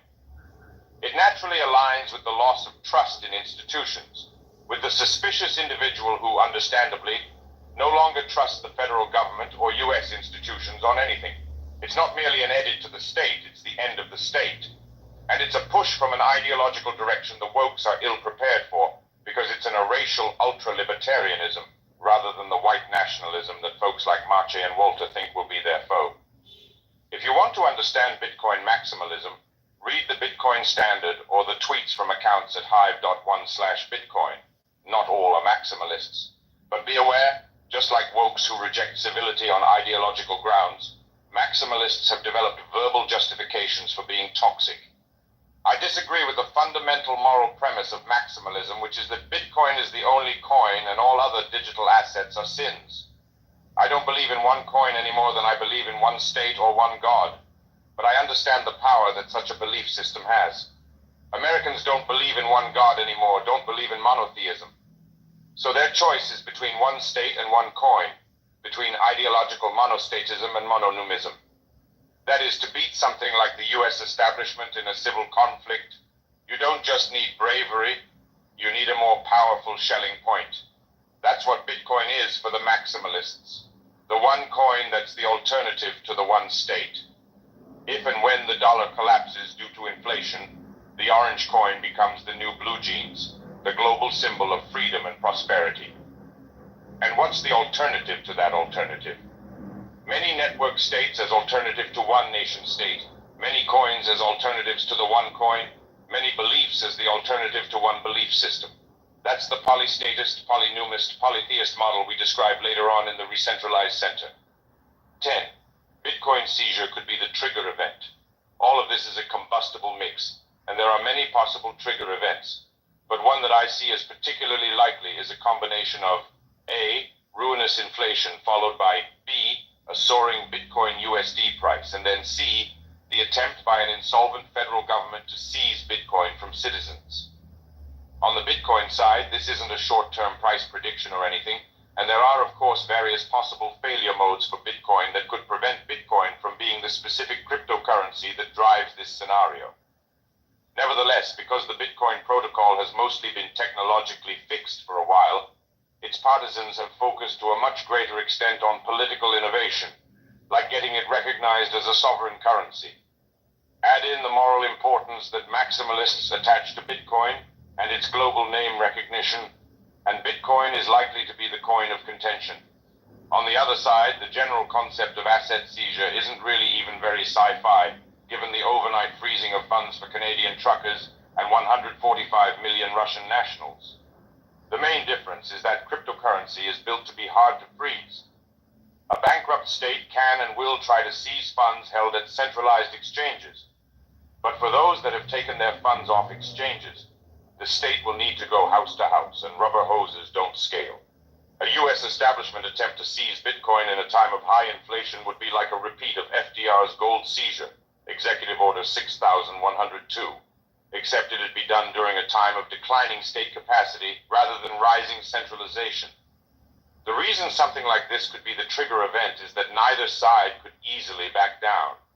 Wokes would have no power if their state went bankrupt, and maximalists would have no money if they surrendered to the state. Thus, this seems like a relatively foreseeable event that could kick off the Second American Civil War, especially if the seizure bill is passed by the federal government and some states refuse to enforce it. How could that happen? A state-level refusal to enforce might just be part of the growing divergence between states from the federal government and each other, similar to the justification for sanctuary cities and the like. But if you wanted a statutory rationale, you could imagine a constitutional amendment proposed to ban Bitcoin seizure, something that would put the right to hold Bitcoin on par with the right to free speech and the right to bear arms. Such an amendment could be ratified by many states in the run-up to a possible seizure bill.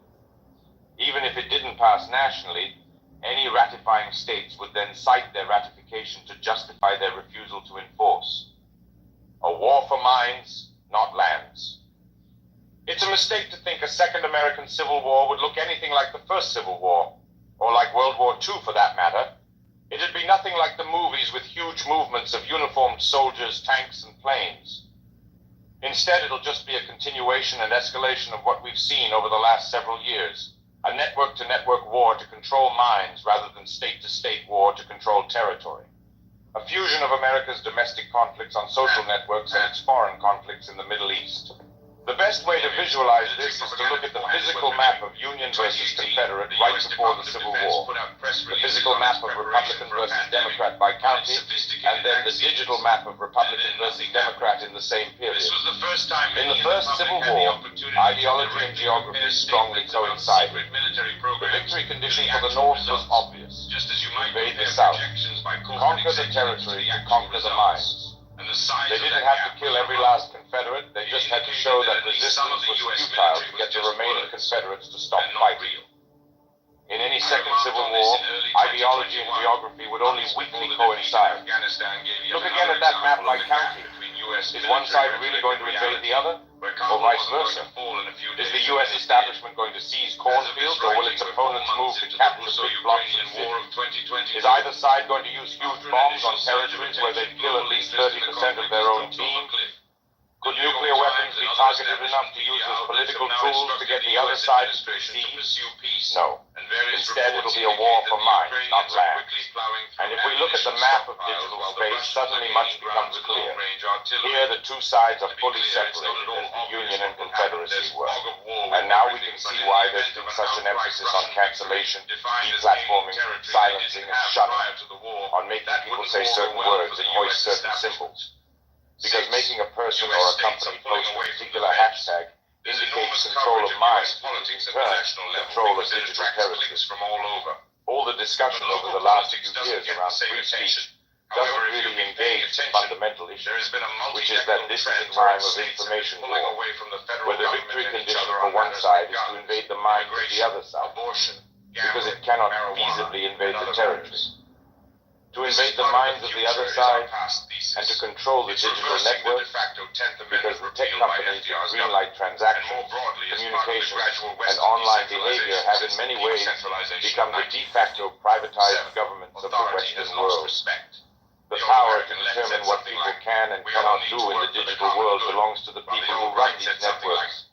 And so controlling these networks, by controlling the minds of people who run them, is the key to maintaining control over the U.S. in a digital time. That's why there's been such a push by the U.S. establishment to walkify the big tech companies. However, a network that can't be controlled in this way and that isn't run by any one person like Bitcoin, well, that's a form of resistance. The set of Web3 networks that are more decentralized than centralized Silicon Valley tech companies that are run by communities, those too are a form of resistance. As such, if the First Civil War was the war between the states, the Second Civil War will be the war between the networks. The graphs we've shown relate to red versus blue, but add a tint of yellow to each group and rotate it a bit. Then you'll get what we think is the likely future axis of conflict, which is Bitcoin orange versus dollar green. In areas where Greens control the state, they may use militarized police, tech company surveillance, deplatforming, denunciation in media, arrests, seizures, and the like. In those areas, Orange may respond with an insurgency campaign that looks like Northern Ireland or the Middle East. But in areas where Orange is the state and Greens are in the minority, these tactics could reverse.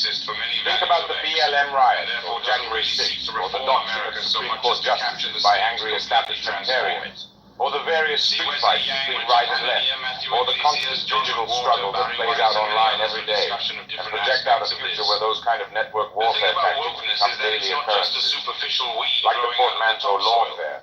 Think of this as netware. Maximalist versus woke rotates left and right. The reason the terms left and right don't exactly fit for the projected conflict of orange versus green is that in many respects the Bitcoin orange would be the revolutionary class faction and the dollar greens would be the ruling class faction. Basically, those who side with the US establishment in this scenario would be the same personality type as those who sided with the ancien regime during the French Revolution. They'd be fighting to preserve the past. Their message would be one of particularism, of American nationalism, of continued dollar supremacy. By contrast, those who side with Bitcoin maximalism would be a revolutionary personality fighting to overturn what they saw as tyranny. Their message would be one of universalism, of a system that puts everyone worldwide on the same playing field. And that doesn't privilege America over the rest of the globe like the dollar does. This will be an extremely uncomfortable position for the US establishment because for the first time in memory they'll represent the technologically conservative faction, the less universalist side, the pre-modern side. But you can already see the foreshadowing in terms of how legacy media invades against technology, how they hate the future, how they want to jam social media and the internet back into the garage, how they want to turn back the clock on all those things that have disrupted their political control. Maximalism is thus a kind of leapfrog. If Trump invoked the mythical past and the US establishment represents an attempt to freeze the present in amber, the Bitcoin maximalists are willing to drive the system towards an uncertain future. That's why a fair number of conservative Republicans will side with Green and why revolutionary Democrats will side with Orange. Bitcoin maximalism is a movement that knows it can't make America great again, because that America no longer exists and perhaps never did. So it's willing to take the entire fiat system down. Orange is thus comfortable with a higher level of chaos than a suddenly conservative US establishment. It is okay with the uncertainty of crypto anarchy over the certainty of inflationary tyranny. And it is not looking to mend the federal government, but to end it. Unlike the reformist Republicans, maximalism is playing to win, and so it might. Who wins? It's extremely difficult to forecast what happens, but I do think that in the long run the maximalists may win at least some territory in a second American Civil War, because they'll eventually outlast the money printing of the US establishment. The value proposition in the American regions that go maximalist will be freedom, though others will perceive it as anarchy. Why should maximalists win a war of attrition? Every day the price of Bitcoin versus USD goes up is another victory in the maximalist social war against the US establishment. Every day it goes down is a temporary defeat. Because the US government can't invade the rest of the world and because other states won't necessarily listen to it, it can't easily seize Bitcoin globally. So long as the long-term price trend is up, which is not guaranteed, then maximalists win. That does lead to a related point. With an estimated 300 million cryptocurrency holders worldwide at the time of writing, hundreds of millions of people who aren't maximalists already believe in Bitcoin, and it's on track to be billions by 2030. So long as those holders don't sell their Bitcoin, that's a fundamentally new international support network of a kind that MAGA Republicans don't have. That is, the man in Brazil doesn't necessarily care about American Republicans versus Democrats. He's not an American nationalist and doesn't have a dog in that fight, but he may well hold Bitcoin. And so long as he doesn't sell Bitcoin for dollars, he's indirectly supporting maximalists. If his foreign support comes in an intangible and ideological form that feels acceptable to the proud American Bitcoin maximalist, as opposed to, say, the explicit support of a foreign military getting involved on U.S. soil. With that said, the U.S. establishment could also win a war of attrition. Their starting advantages are immense. The universities, the media, the military, the intelligence agencies, most of the tech companies, and the federal government itself. The U.S. establishment also has an elite global support base. All the people who sympathize with it around the world. The McKinsey types, the Ivy grads, the frequent flyer class, and the people who still think America is the country from the moon. Even if the establishment can't force foreign governments to seize Bitcoin, they may try seizing Bitcoin for their own reasons, though other states will instead vector towards the direction of economic freedom. Moreover, even if the U.S. establishment does lose some territory, it will likely hang on to the Northeast and the West Coast. The value proposition in those regions that stick with the establishment will be democracy, though others will perceive it as fiat tyranny. During all this, the pressure of conflict will force people to the ideological extremes. The closest movie archetypes for the green and orange sides could be a more oppressive version of Portlandia and a more functional version of Mad Max. Cartoonish caricatures come to life. Wars aren't romantic. If it's not abundantly clear, I take no sides here, and I'm not rooting for anarchy. I prefer a stable world where we could focus on mathematics and getting to Mars than the chaos that may soon ensue. And I have no illusions about how bad civil conflict can get. There are no unscathed winners in war. Read David Hines for a good depiction of what political violence is actually like. Political violence is like war, like violence in general. People have a fantasy about how it works. This is the fantasy of how violence works. You smite your enemies in a grand and glorious cleansing because, of course, you're better. Grand and glorious smiting isn't actually how violence works. I've worked a few places that have had serious political violence, and I'm not sure how to really describe it so people get it. This is a stupid comparison, but here, imagine that one day Godzilla walks through your town. The next day, he does it again, and he keeps doing it. Some days he steps on more people than others. That's it. That's all he does. Trudging through your town back and forth. Your town's not your town now. It's the Godzilla trudging zone. Point. Civil conflict is not romantic, it's not targeted, it's not proportional, it's insane. If you think the scenario of American anarchy is a possibility, you probably want to get as far away from it as you can, regardless of your sympathy with either side. And then you should help build a peaceful alternative to American anarchy, but not the alternative that China will offer, which we'll cover next. Chinese control. Attempted coup leads to total control. While in the West we may see American anarchy, in the East we could see Chinese control. Before the U.S. enters serious internal conflict, it could support some kind of China coup, whether with words or with more than that, as written about by Roger Garside in the eponymous book China Coup, as hinted at by parties as different as George Soros and America's JSOC, and as previously accomplished in many acknowledged regime changes and unacknowledged color revolutions around the world.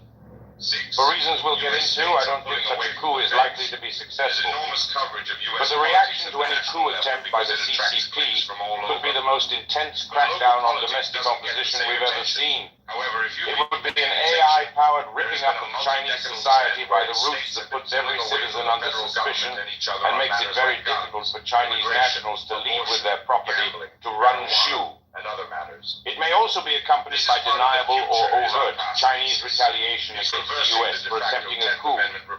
Retaliation which could take the form of targeted shortages of key physical goods to exacerbate American inflation and supply chain woes.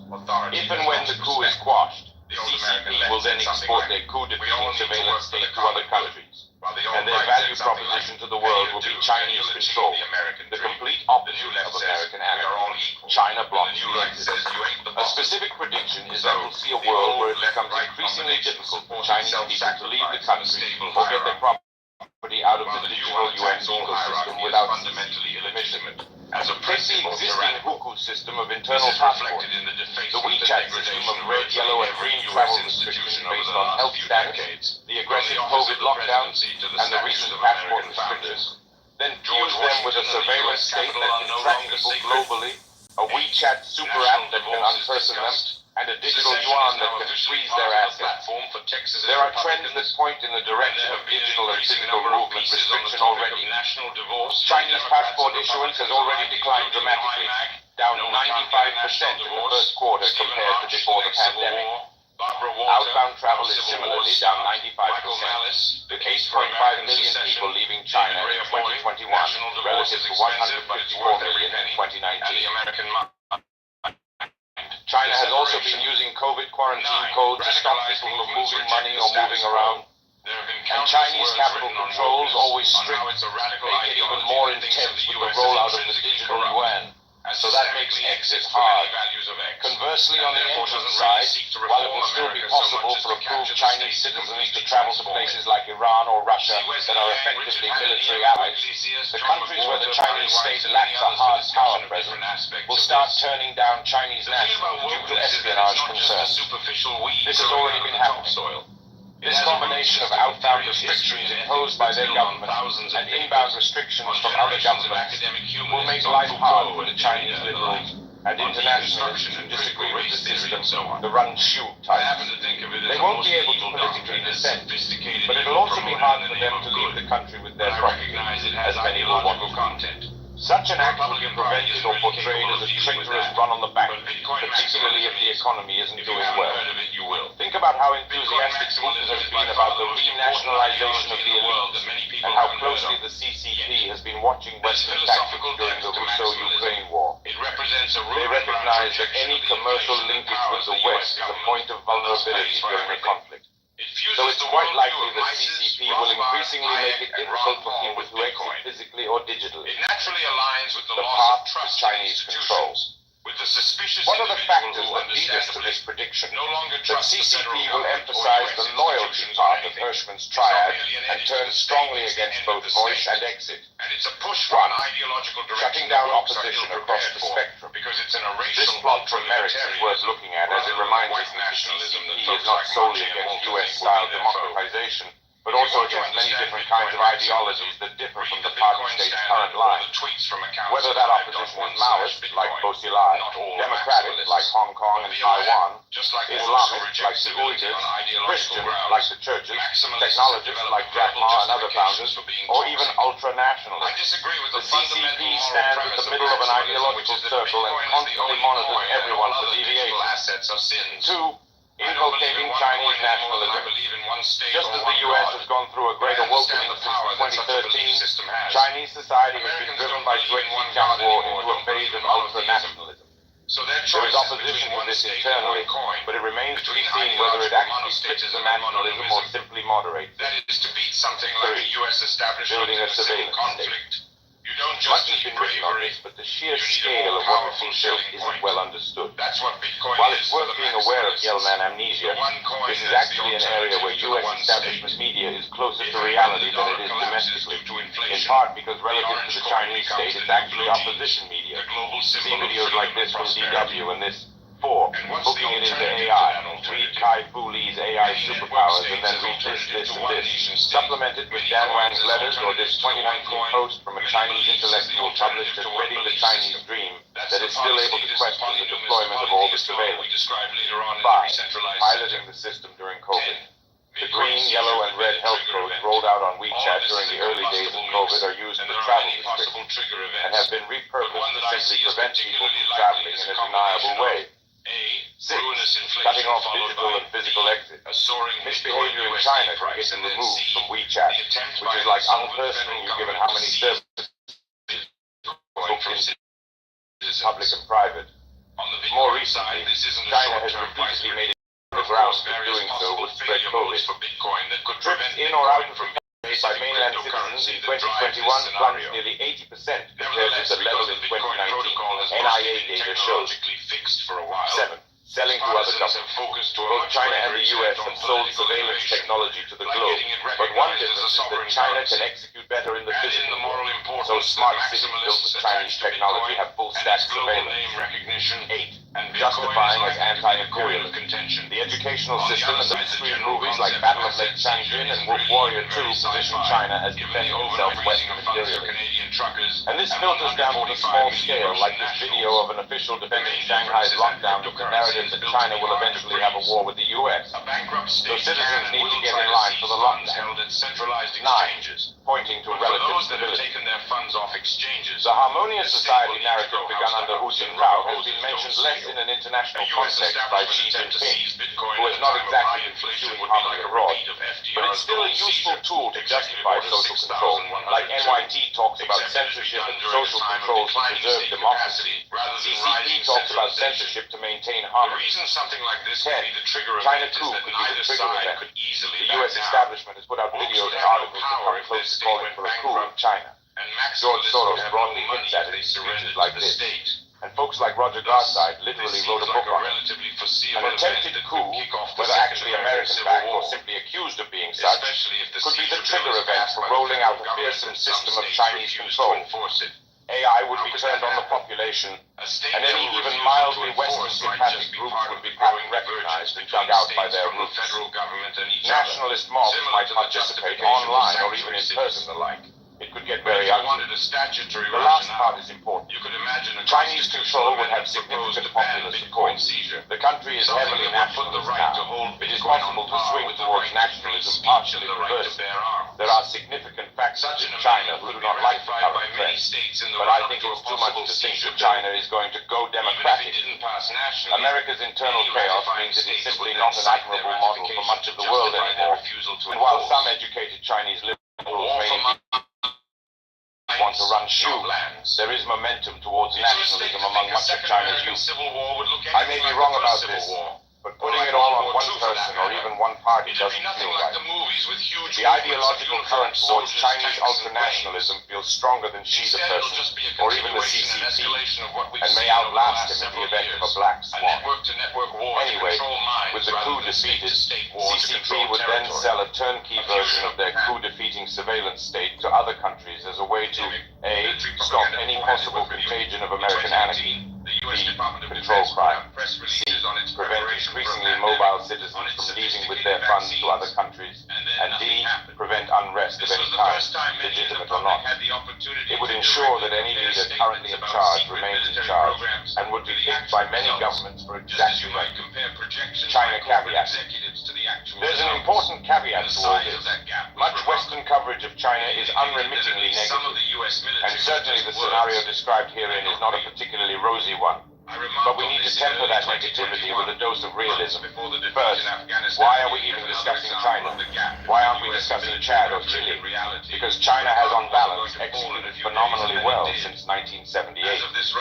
After Deng Xiaoping's reforms, the country really has risen to the workshop of the world, with an enormous trade surplus, a circuit of hard currency, and dozens of huge new cities. It's the number 2 economy, the number 2 military, and the number 2 in tech unicorns. All of that happened from a standing start over the last 40-odd years, since Deng's turnaround of China, called Boluan Fanzeng. Conversely, over the last 30 or so years, the U.S. establishment has squandered perhaps the greatest lead in human history, going from complete and uncontested dominance in 1991 to internal conflict and potentially implosion. Moreover, as noted in What About China, it's not that the U.S. establishment is more ethical than the CCP when it comes to civil liberties, it's just less competent.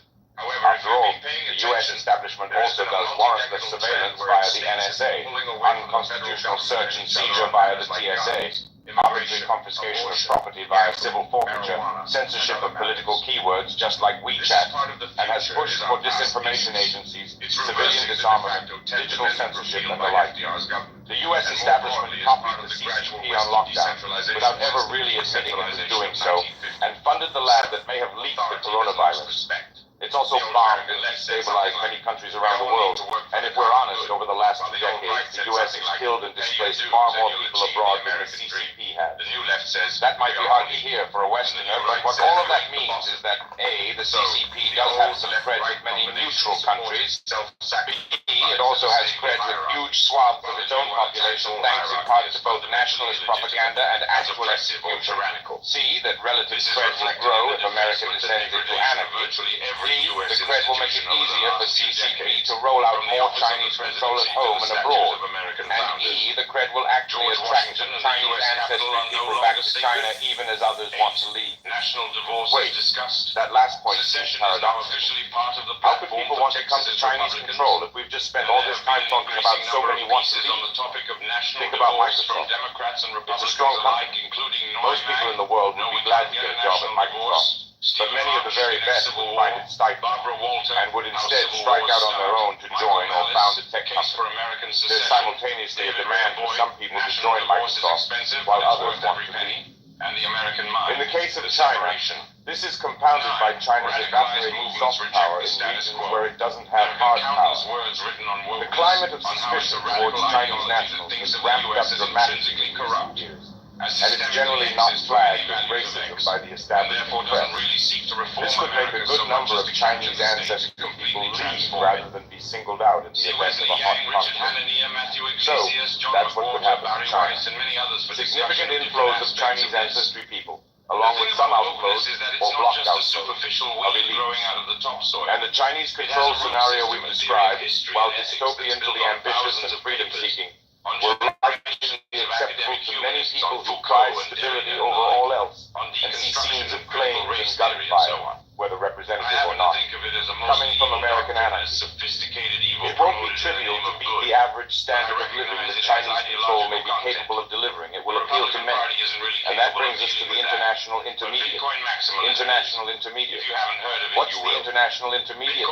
They're just the people who don't want their societies to descend into American anarchy, but also want a better option than Chinese control. That's India and Israel, but also American-centric, Chinese liberals, global technologists, and people from other places that want to steer a different course from the U.S. establishment, from crypto-anarchy, and from Chinese control. Why mention India and Israel so prominently?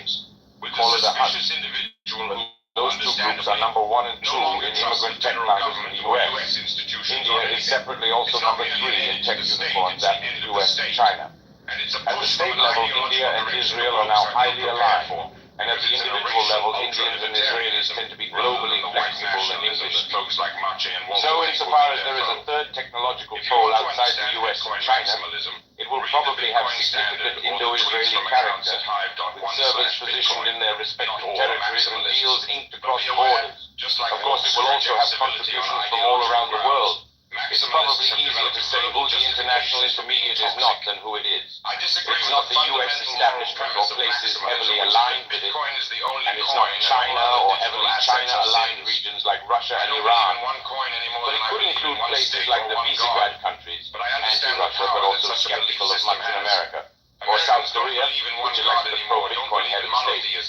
Or even Vietnam, now pulling away from China to side more with India. Because it's everyone else, by default, this international intermediate is just raw material. The 80% of the world that is not American or Chinese is just a formless mass without internal structure. Indeed, that's what happened to the Third World during last century's Cold War. The non-aligned countries weren't just not aligned with the US or USSR, they weren't aligned with each other.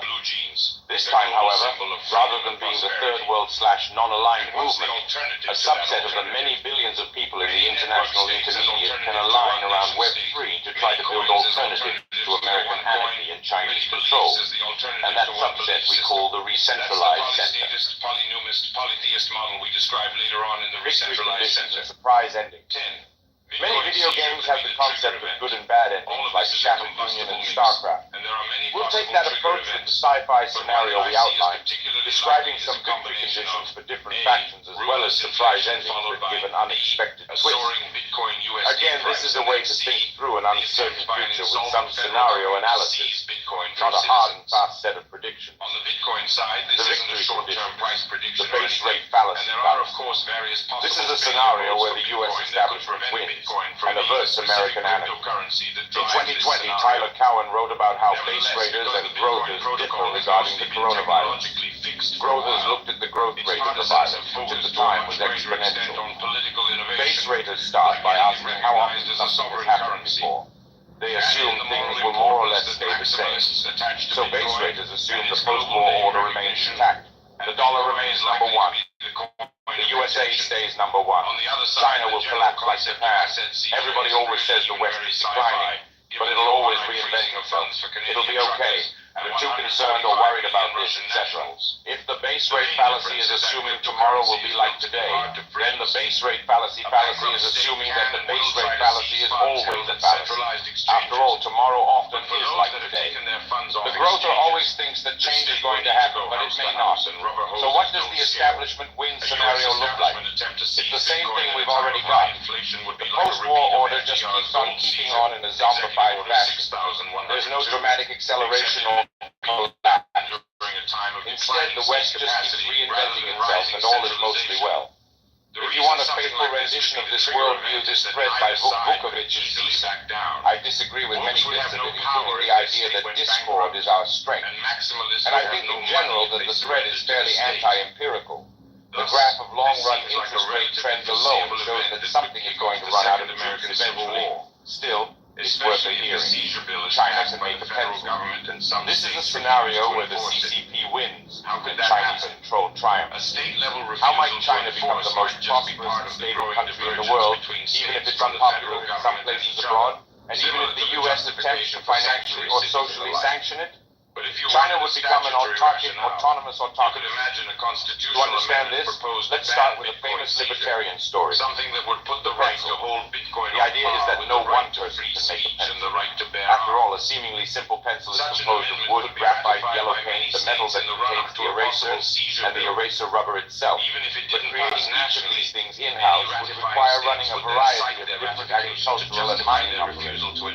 So instead of having one person do all of that, the capitalist system makes a pencil in a network way. We use pricing as an API so that different organizations can spin up and produce components in a cost-effective way, use their profits to grow or maintain themselves, and adapt without coordinating with each other. But that was then. Maybe Chinese communism with the digital yuan is different. What happens if you have a computer system which really does know about every vendor, that has every record of every payment, that can actually see the global supply chain, and that knows every single person or robot required to make that pencil? It is a large but finite problem after all. Maybe such a system can solve Hayek's calculation problem. We already have proof points for this. If you run a two-sided marketplace, you'll find contra Hayek that not all knowledge is local. For example, Sidecar lost to Uber because drivers set prices themselves, as opposed to setting them centrally. Hayekians would agree that Sidecar's approach was optimal. Drivers had local knowledge and central planning can't work. But Uber's central planning did work. They had a global view of supply and demand. Vendors wanted speed, not price shopping. So that's what this win scenario contemplates. China integrates AI with the digital yuan and makes their entire economy computable. At their scale, they might actually be able to make a pencil and everything else. Recall that previous abstractions like 6 degrees of separation or written history became very real once social networks digitized decades of interaction and communication by billions of people. So too would previous verbal abstractions like the economy or the supply chain become actual computable objects when you have every transaction and vendor in the same database. Basically, all the blockchain supply chain concepts could work, but only if all payments and hence receipts are on-chain, or in something like a blockchain, which is what the digital yuan may be. This is doubly true if AI-driven robots are carrying out many of these functions. China might be able to internalize huge swaths of the economy. It could mean full-stack production of everything. Hyperdeflation of living costs within China, where labor becomes electricity. In this scenario, no one person can make a pencil, but China can make a pencil because they can algorithmically coordinate the supply chain of millions of cooperating humans in a way no one has ever been able to do before. They'd still need the raw materials, but their alliances with African countries, Russia, and places like Iran might take care of that. It's essentially the vision of red plenty, Soviet-style central planning made feasible with superior computation and robotics, so that the robots actually did what you said they'd do, and didn't have that pesky self-interest getting in the way like humans did. It'd be a riff on Aaron Bastani's fully automated luxury communism, where the communistic part should be the robotic part, as they would lack any economic interests of their own and move as one.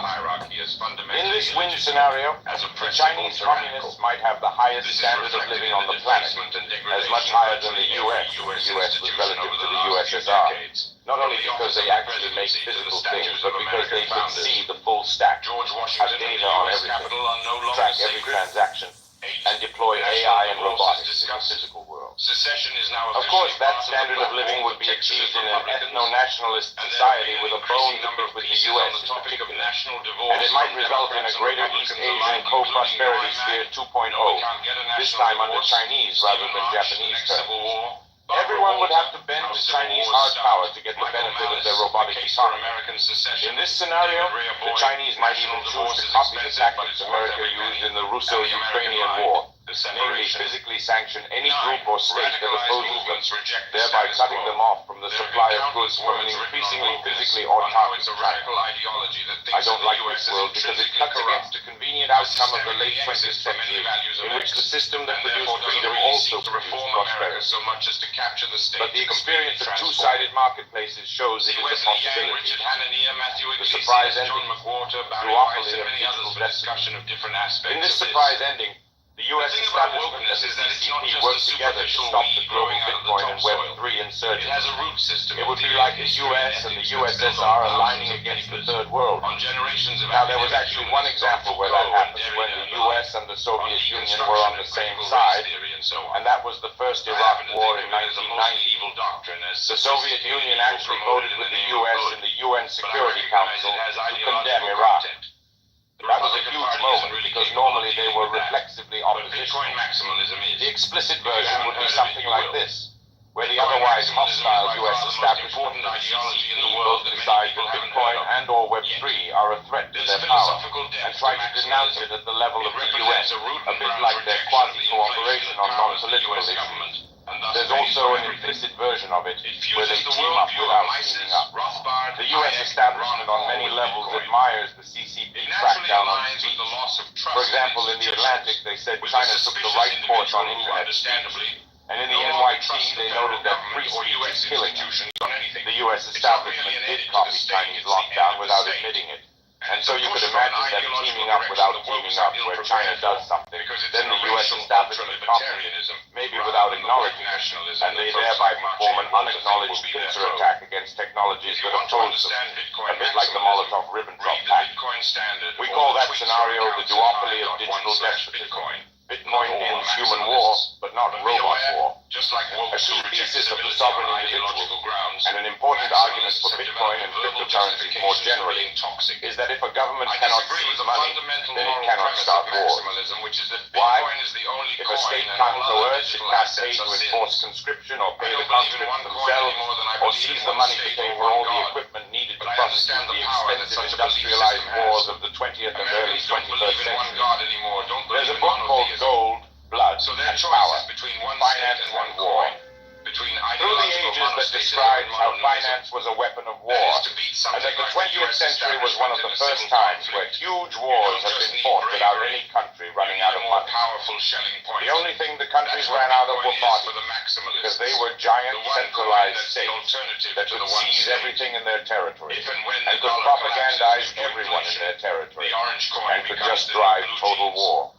So the Nazis, Soviets, and Americans just grabbed everything in their territory to fight these wars. Like enormous ghosts that commanded millions of bodies in these titanic ideological combats.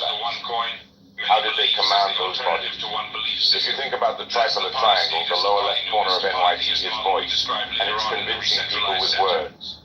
The lower right corner of Bitcoin is choice or exit, and it's convincing people with money. You can think of these as left and right democracy respectively. But there's a third pole. The top pole is loyalty. It's CCP. Today, it's AI. And it's convincing people without convincing people at all. Because they're all literally one. It's harmony. And robots fit at that pole. Why? Because unlike a human soldier, a robot can't be propagandized. And unlike a human soldier, a robot doesn't need to be paid, just charged. So, the problem is that Bitcoin could end human war. But not robot war. There would still be the question of funding the industrial capacity to manufacture the robots in the first place. But if you could get past that bootstrap problem, then there's a scenario where CCP's AI beats both Bitcoin and NYT, and war keeps going. And now the only reliable soldiers are robot soldiers that can't be propagandized by NYT and don't need to be paid in Bitcoin. Towards a re-centralized sector. Our base scenario doesn't contemplate an extended Second World War between communism and capitalism. But we do think that the choice between American anarchy and Chinese control can be seen as a kind of global ideological struggle of a different kind, as a choice between decentralization and centralization. You go with the failed centralization of NYT and the declining U.S. establishment, the total decentralization of Bitcoin maximalism, or the totalitarian centralization of the CCP. A better answer might be none of the above. That instead of choosing either anarchic decentralization or coercive centralization, we choose volitional re-centralization in defense of re-centralization. When you mention a re-centralized center, at first it seems laughable. The centralists will say, what's the point of decentralizing then? Just stick with our existing system.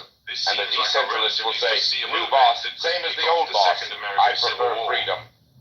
Derisive references to Rube Goldberg machines and Animal Farm will abound, but the whole point is that the new boss is not the same as the old boss, any more than Apple was the same as BlackBerry, Amazon was the same as Barnes and Noble, or America was the same as Britain.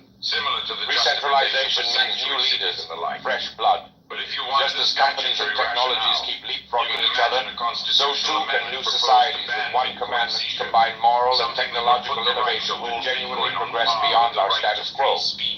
Recentralization is not about going full circle and making zero progress. It's the helical theory of history. Recentralization, done right, is a cycle back to centralization from one vantage point, but a step forward from another. I don't agree with him on everything, but Yuval Harari has a good quote on this. I mean, we need institutions actually more, but there is this wave of distrust. Now, it doesn't mean we need the old institutions. It doesn't mean that we have to stick with the old media. Maybe we need new media institutions which will be more diverse and will give more people a chance to voice their opinion. But in the end, we will need to build these institutions. The idea that we can just do without them, that we'll have just this free market of ideas and anybody can say anything, and we don't want institutions to kind of stand in the middle and curate and decide what is reliable and what is not reliable. This doesn't work. It's been tried so many times in history. You know, if you look at religious history, to take a counterexample, so you have in Christianity, again and again, these people coming and saying, you know, we don't want the Catholic Church, this institution. Let's just, every person can read the Bible for himself and know the truth. What is more simple than that? Why do we need an institution? And you have the Reformation, the Protestant Reformation. And within 20 years or 50 years, they realized that when you let every person read the Bible for themselves, you get 100 different interpretations, each radically different.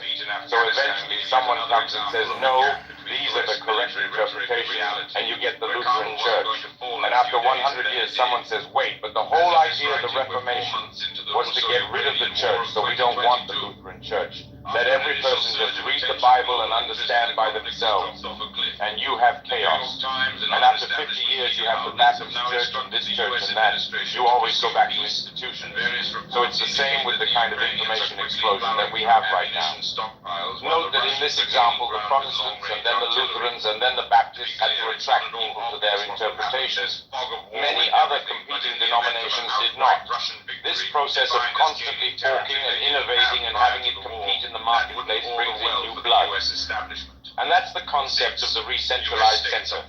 The way to demonstrate it's a step forward is via mass exodus of people from both American anarchy and Chinese control to the re-centralized centers, the high-trust startup societies and network states. However, if you've been paying attention, there has been a multi-decadal Chapter trend 5, wherein states have from been nation pulling states away to from network federal states. government and each Why other now? matters Why like now? After almost 400 years of the Westphalian nation state, why do we think the status quo could change? First, the status quo. What is the modern nation state anyway? It's reversing What is a nation for that matter? How was state formation enabled long ago by technological innovations like map-making and print capitalism? When did the political events transpire that led to the rise of the nation state? And what were the historical alternatives? Then the change. What are the contemporary catalysts, the technological and political developments that promise to alter centuries of practice? What are the concepts, charts, calculations, and citations that suggest big changes are in the offing? And what might a network state even look like? On nation states. You may think you know what a nation state is, but you probably haven't given it much thought. Poke on the abstraction a bit, and fun ensues. You start realizing how different the nation is from the state, how tricky it is to determine who qualifies as a nation, how confusing our modern terminology around this topic is, and how many other modes of human organization represent potential competitors to the nation state. That exploration opens the door to the network state. In the process, you'll encounter all those philosophers people vaguely recall from school. You know, Locke, Rousseau, Plato, and Aristotle, the subject of countless boring book reports. Many of them make a showing in this chapter. But their presence here is different from the typical drama.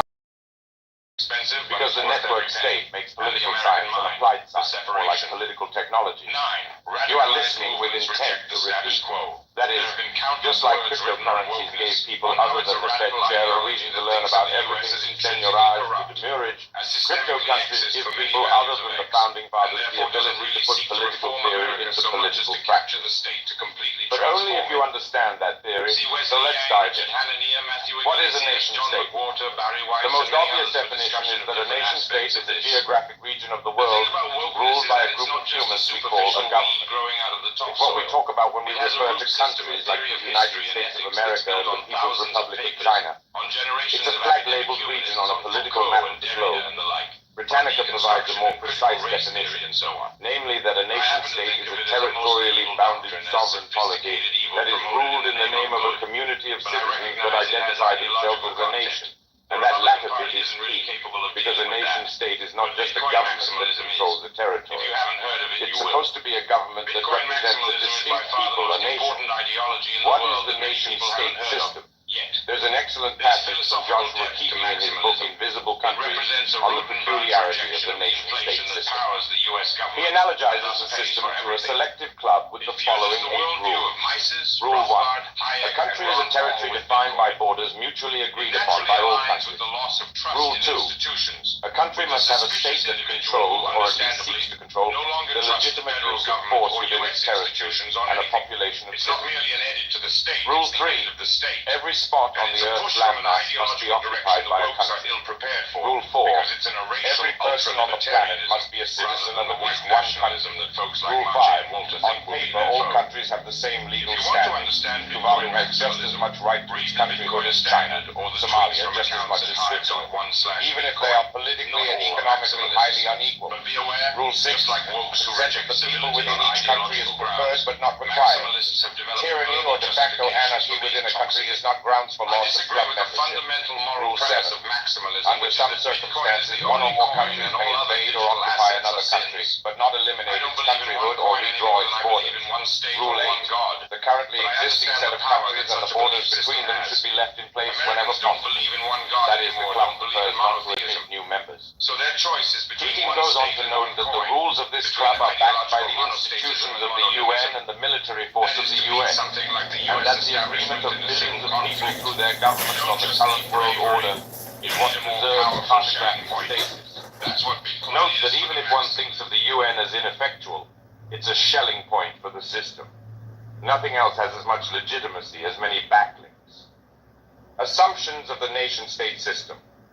We can describe the assumptions of the nation-state system in a different lens, one that makes it easier to understand the differences between this system and the network state system we will introduce in the following pages. Physical first. The physical map of the world is primary. Composition.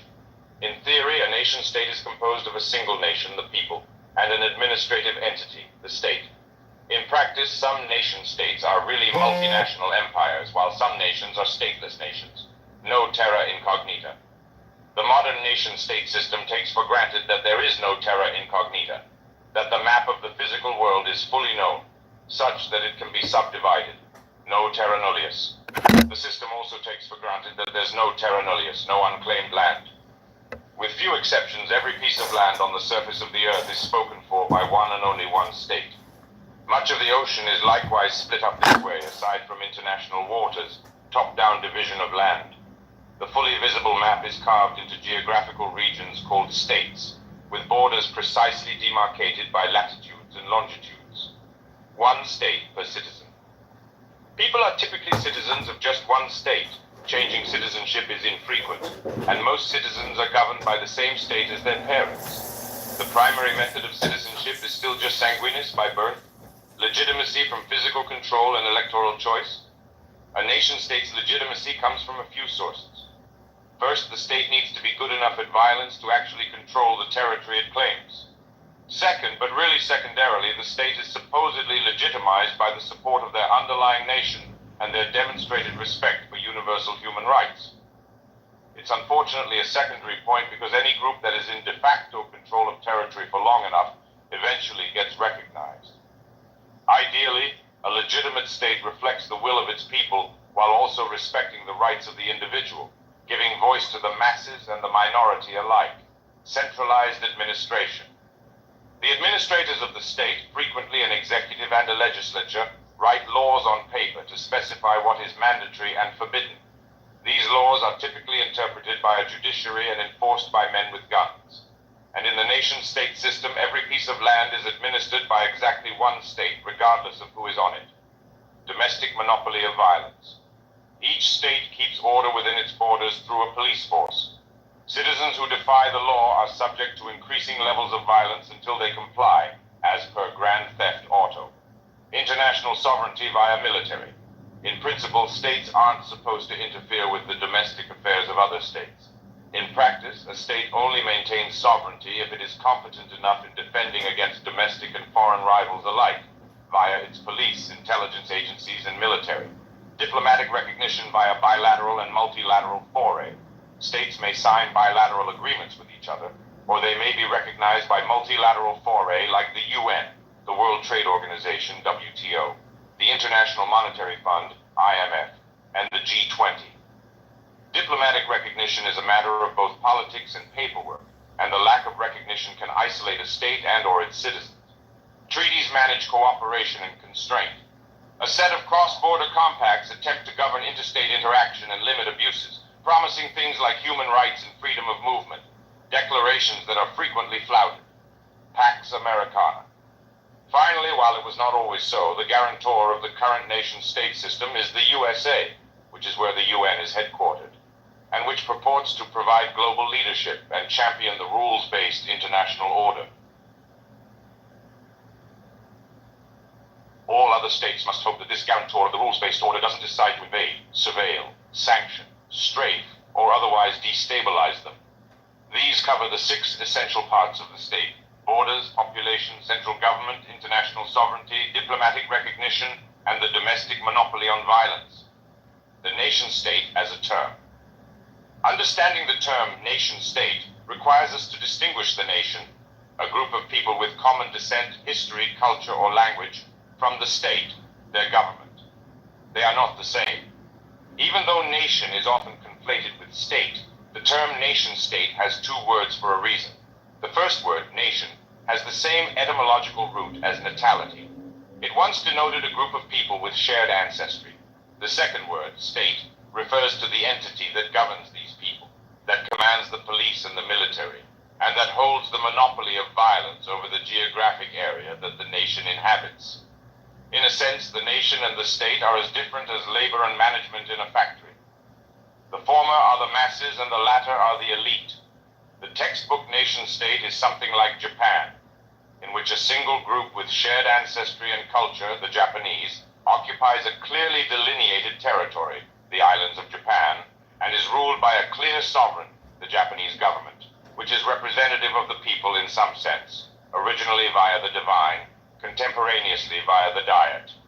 Micronations and multinations. This gives us a new perspective on why micronations like Sealand don't work. They start backwards, from the territory and the government, rather than working forwards from a people and their culture. The latter process is how nation-states historically emerged. A state was set up by a nation to govern it, not vice versa. Though then that self-same state often began the process of assimilating others into its founding nation, so it was a bidirectional process. Bidirectionality notwithstanding, the egg of the nation precedes the chicken of the state. From this perspective, a better term than micronation is really microstate, because it's not a micronation unless it represents a small group of aligned people. A single person self-proclaiming a government is just a tiny state. As the saying goes, you and what army? Without a nation, there is no army and no legitimacy. On the other side of the spectrum is an empire or multination. The Roman Empire, the Ottoman Empire, and the Soviet Empire contained many nations and ethnic groups. This vantage point allows us to rectify more vocabulary. The concept of a multinational corporation, for example, is something of a misnomer. The right term is a multi-state corporation which operates across polities, as opposed to a multinational state, which manages the affairs of many different ethnic groups within its boundaries. Zero nation, one nation, N nations. In between zero-nation microstates and N-nation empires are one-nation states, governments that are set up to manage the affairs of a single ethnic group in a defined territory. However, while this kind of terminology is not exactly deprecated, it's a bit old-fashioned. It's not how we tend to talk about nation-states in the current year. First, today we often discuss multi-ethnic states, multi-nations like the USA, which are really more like the empires of yore than a classical mono-ethnic nation-state. Second, many contend that physical borders don't matter in the age of the internet. Third, modern discourse focuses to a much greater extent on proposition nations, where shared ideas are the organizing principle rather than shared inheritance. Fourth, and most importantly, conflict between ethnic groups within states can result in civil war, mass deportation, totalitarian brainwashing, ethnic cleansing, forced conversion, and cultural destruction. The kind of process that recently resulted in the formations of East Timor and South Sudan. Later we'll talk about how network states address these issues, but these are the understandable reasons why the distinction between the nation and the state has fallen out of favor.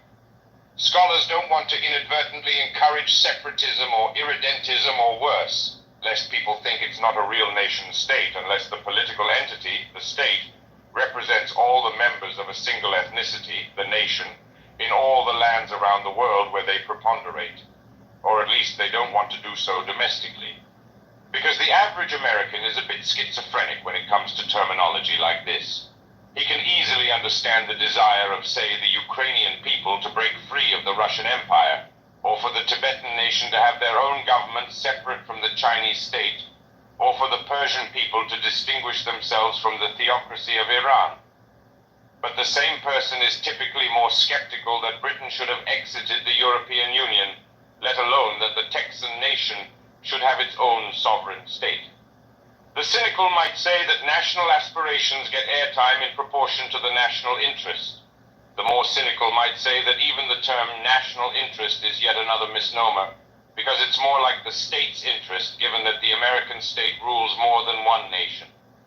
This, however, leads us to the key question of what exactly constitutes a nation. What is a nation? This question was once all important. What groups are significant enough to be called nations, candidates for a state of their own? It will soon be all important again, as important as what is a currency. And for similar reasons, because Bitcoin, Web3, the metaverse, remote work, mobile, and the internet allow people to exit legacy arrangements and form new groups more easily than at any time in the recent past. But which of these groups should be considered a nation? A definitional approach. Let's start with Oxford's definition by way of their free service lexicon. A large body of people united by common descent, history, culture, or language, inhabiting a particular country or territory. From that definition, we can extract the following properties. A large body of people has to be of a substantial size, 10 to 100,000 plus, united. Members see themselves as being part of the same group. Common descent, shared genetics, have intermarried more with each other than people outside the nation, or history, shared past, have lived near each other for some time, or culture, shared dress, food, mannerisms, religion and or customs, or language, shared spoken and or written tongue, inhabiting a particular territory found in a specific region of the globe. Each of these pieces can be poked at. How large is large? How do we measure whether a group of people is united? How localized to a particular territory does a nation have to be, or can it be nomadic? And why do we have a complex OR statement buried in the middle? where common descent, history, culture, or language all figure in? Our first instinct is that the definition of a nation is a little fuzzy, and our instinct is right. An empirical approach. To ground our discussion, let's go through specific examples of groups that have been called nations. The Japanese. They line up with the definition perfectly. The Japanese at one point did have quite an empire, and there is a Japanese diaspora in the US and Brazil. But most people of Japanese ancestry live on the islands of Japan, speak the Japanese language, are governed by the Japanese state, and live in an essentially mono-ethnic polity, the Spanish. They have a nation-state today, but in the past they had an international empire that then contracted, leaving them mostly to themselves on the Iberian Peninsula. They left behind a global footprint in the form of 20 countries that speak Spanish, yet do not consider themselves part of the Spanish nation-state. The Turks.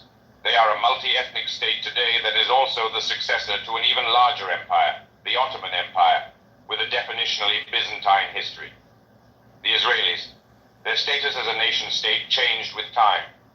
The Jewish people were once a stateless nation, a diasporic group united by common ancestry and tradition without a land or government to call their own. Then, within living memory, they founded the State of Israel. Herzl's work is a major inspiration for this book. The Catalonians, the Kurds, and the Palestinians. Of course, for every Spain, Israel, or Turkey, there is a Catalonia, a Palestine, a Kurdistan, namely a group that self-identifies as a nation and feels its national aspirations have been denied. These are stateless nations, as distinct from nation-states, without necessarily endorsing any particular cause. The Irish. They now have an independent Ireland, but famously didn't for many years under the British. A controversial issue is whether Northern Ireland should be part of the Republic of Ireland or part of the UK. The Taiwanese. This group is recognized as a nation by some parties, but by no means all. We can think of these as partially sovereign nations with a measure of control over their own state and territory, but less than they'd like. The Americans, the Singaporeans, and the French. These states have tried, with varying success, to craft a common identity as a nation from the raw material of several different ethnic groups. Indeed, the Americans have by some measures been very successful in this effort, at least for a time. The Americans, the Singaporeans, and the French are explicitly proposition nations. The Chinese and the Indians. These gigastates are not really single nation states, given the sheer multiplicity of different groups within each country's borders. However, those different groups didn't all recently arrive next to each other like a Burning Man encampment. They've been living alongside each other for centuries in a common civilization, with greater and lesser levels of past unification. So the grouping is more Lindy than more recent multi-ethnic states with less of a long-term track record, let alone the wholly arbitrary states left in the wake of colonialism. Some have used the term civilization state for these entities. You might even stretch this to encompass the European Union, though it is more of a transnational bureaucracy than an entity that celebrates European civilization. And for many Middle Eastern and African countries, the states don't really reflect the underlying nations at all. A clue here is the presence of horizontal or vertical lines on a map, lines that don't reflect the organic physical, deserts, mountains, rivers, and cultural, languages, marriages, religions, barriers that help define nations. Many of these imposed states are a parting gift from colonial empires. From these examples, we can already see quite a bit of variation. Nations with states, Japanese, Spanish. Nations without states, Kurds, Catalonians. Nations with partially sovereign states, Taiwan. Multi-ethnic states that are trying to create proposition nations, America, Singapore, France. Imposed multi-ethnic states that don't even have a proposition to bind them. Many states formed as shotgun marriages in the aftermath of European colonialism. Civilization states that are multi-ethnic, but have long-standing cultural ties that unify their constituent nations, China, India. Just by touring this topic, we also see that the issue of what is a nation is still the hot button, the third rail, the pulse raiser, the argument starter. Because a nation granted legitimacy can claim territory and erect a polity, while a nation denied recognition remains landless and stateless, the stakes couldn't be higher for this seemingly abstract question. A philosophical approach, we just did some specific examples. Can we enunciate general principles that define which groups should be considered bona fide nations? Many scholars from the past to the recent present have taken a crack at this question. Here's a necessarily incomplete preface of their views, taken in part from Benner's chapter here and Kaufman's review here. First, the thinkers of the late 1700s and 1800s writing during the American Revolution, the Napoleonic Wars, or the revolutions of 1848, Rousseau. If a group of people voluntarily consents to being bound by the same governing authority, they are a nation. Marx. A nation is a convenient group supported by a great power to destabilize a rival. Regarding communism, the nation is a group to lead to acquire political supremacy and a boundary to transcend to unite the proletariat. Locke. If two groups lay claim to the same territory, the more rational and industrious should be considered a nation. John Stuart Mill. If a group consents to the same governing authority and is capable of attaining control over a piece of land, they should be considered a nation. Mill's concept of utility, however, trumps consent. Hegel. A nation is formed by its institutions imbuing a sense of shared ethics.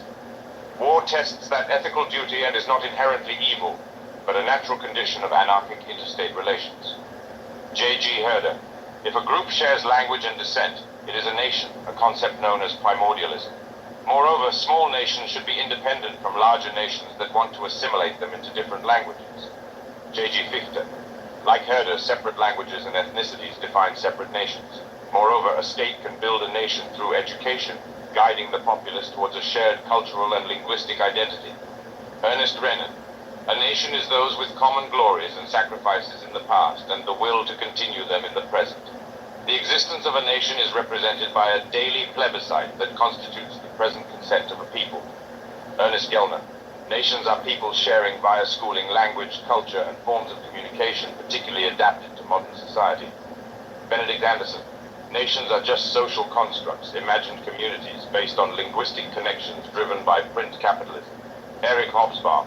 Nations must have a historic association with a current state, a long-established linguo-cultural administrative elite, and a proven capacity for conquest.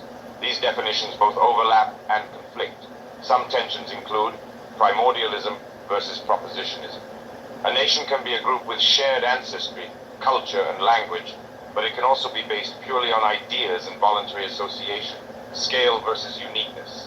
A nation needs sufficient scale to be able to defend itself, so it should adopt a broad definition of national membership, but it needs to also avoid becoming so assimilated into a large-scale group that there's no distinct culture to defend.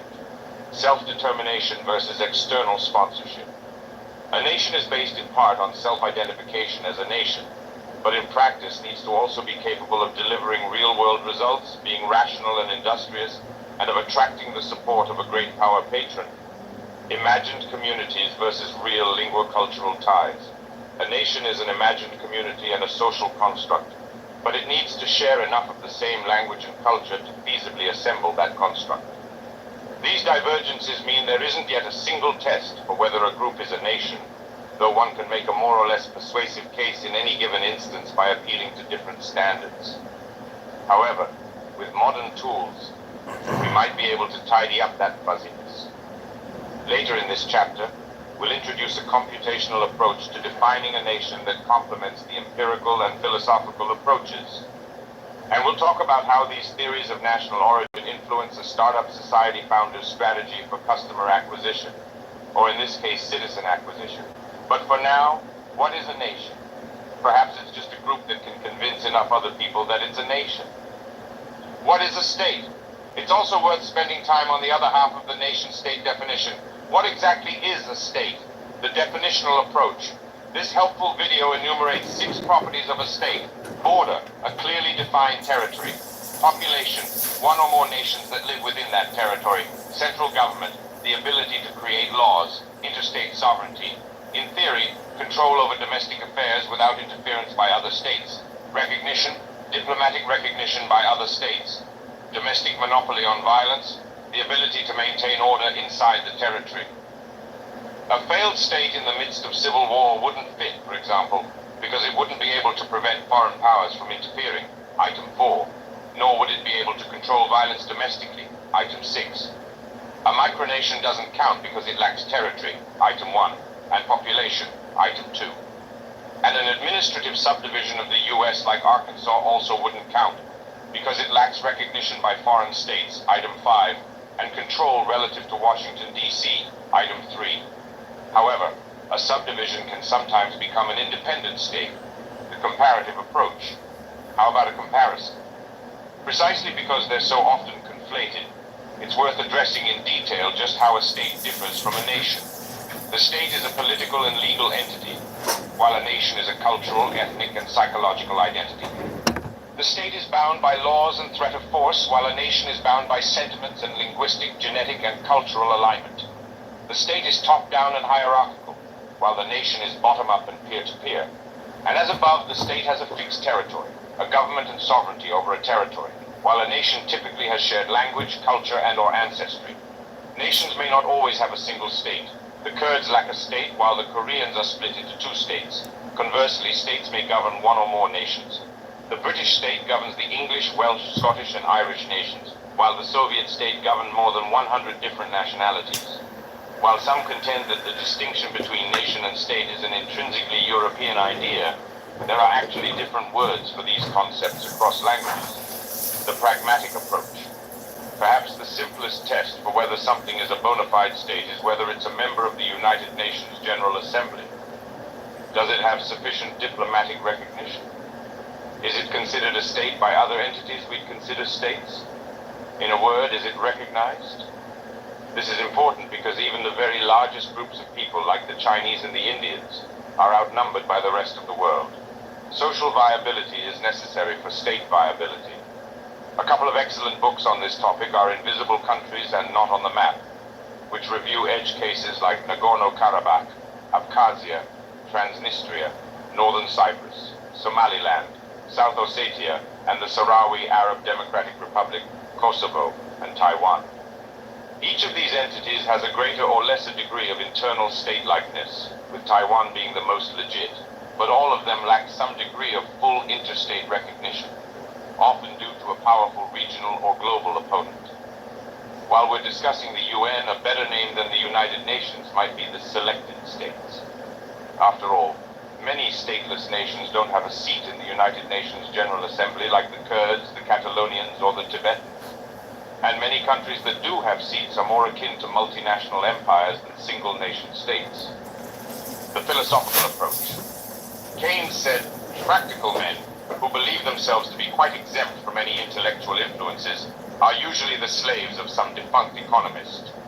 Meaning, if you don't know what intellectual software you're running, you're probably running it unconsciously. So it's hard to survey the many thinkers that led to the modern state, because we don't always understand the full scope of their impact. We'll try anyway. Here's another necessarily imprecise set of summaries of what different political theorists thought about the state. Plato. The state should make possible the conditions under which everyone can provide for themselves and seek the good. Aristotle. All communities aim at some good, and the state is the highest kind of community, aiming at the highest of goods. Locke. The state is legitimate if it enforces contracts and acts as the guarantor of private property. Carlyle.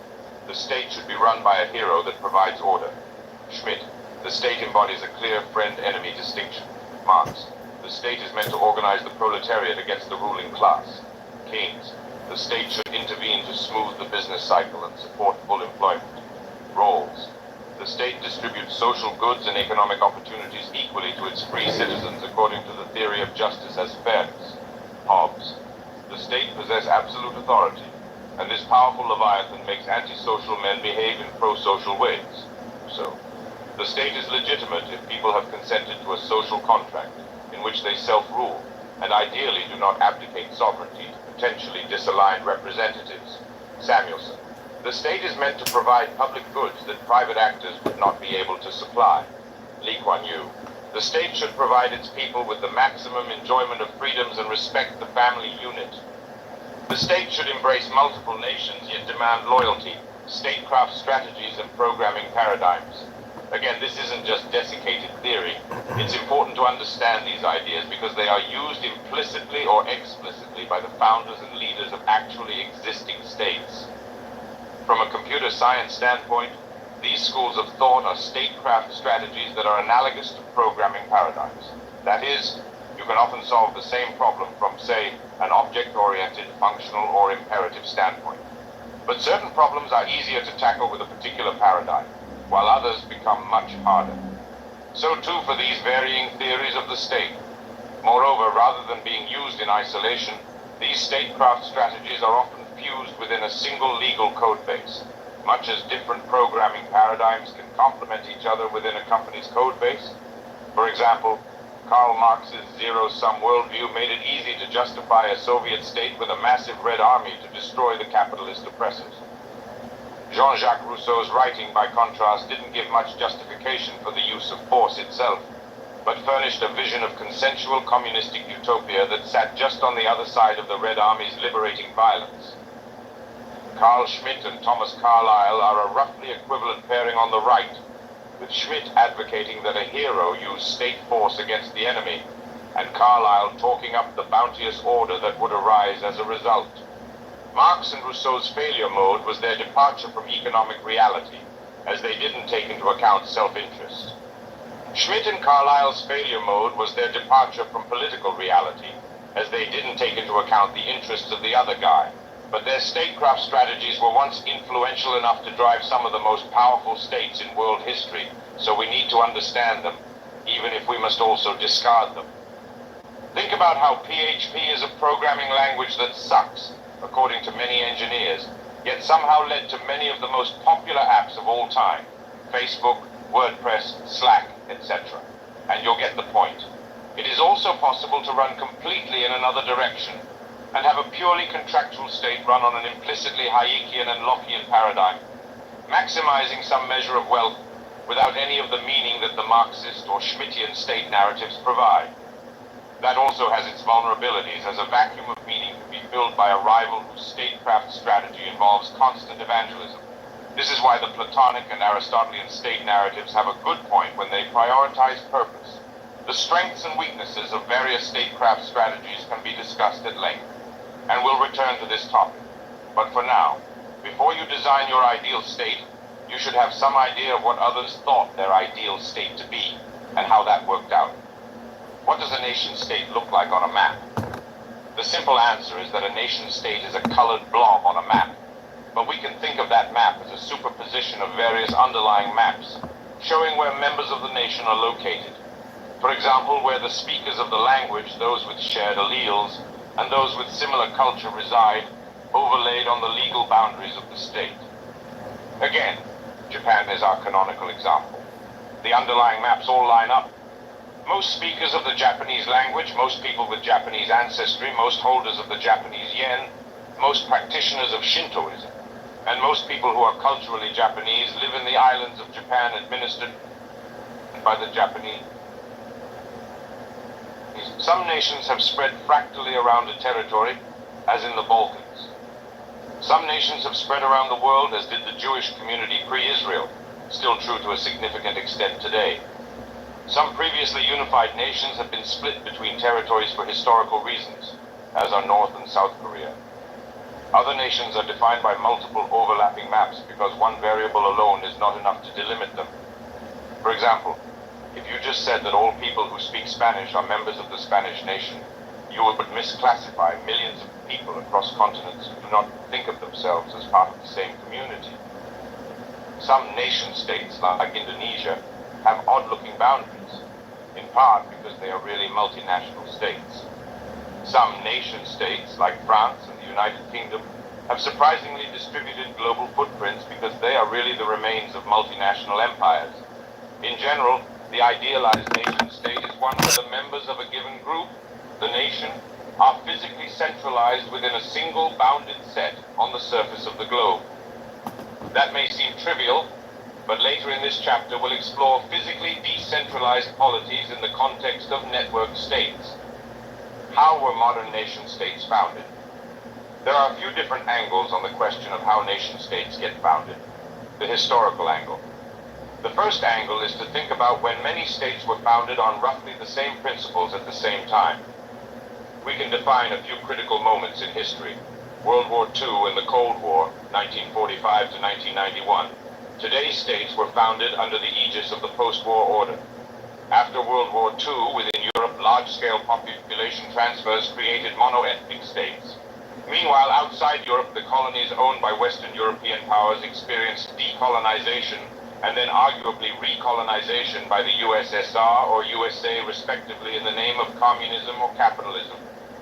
Another clutch of independent states arose after the collapse of the USSR in 1991. American Revolution, French Revolution, Great Divergence, 1776 to the 1800s. Writers like Benedict Anderson date the rise of European nationalism in its modern sense to the Great Divergence of the early 1800s after the French Revolution, which was in turn inspired by the American Revolution. 30 Years' War, Spanish-Dutch War, and Peace of Westphalia, 1618 to 1648.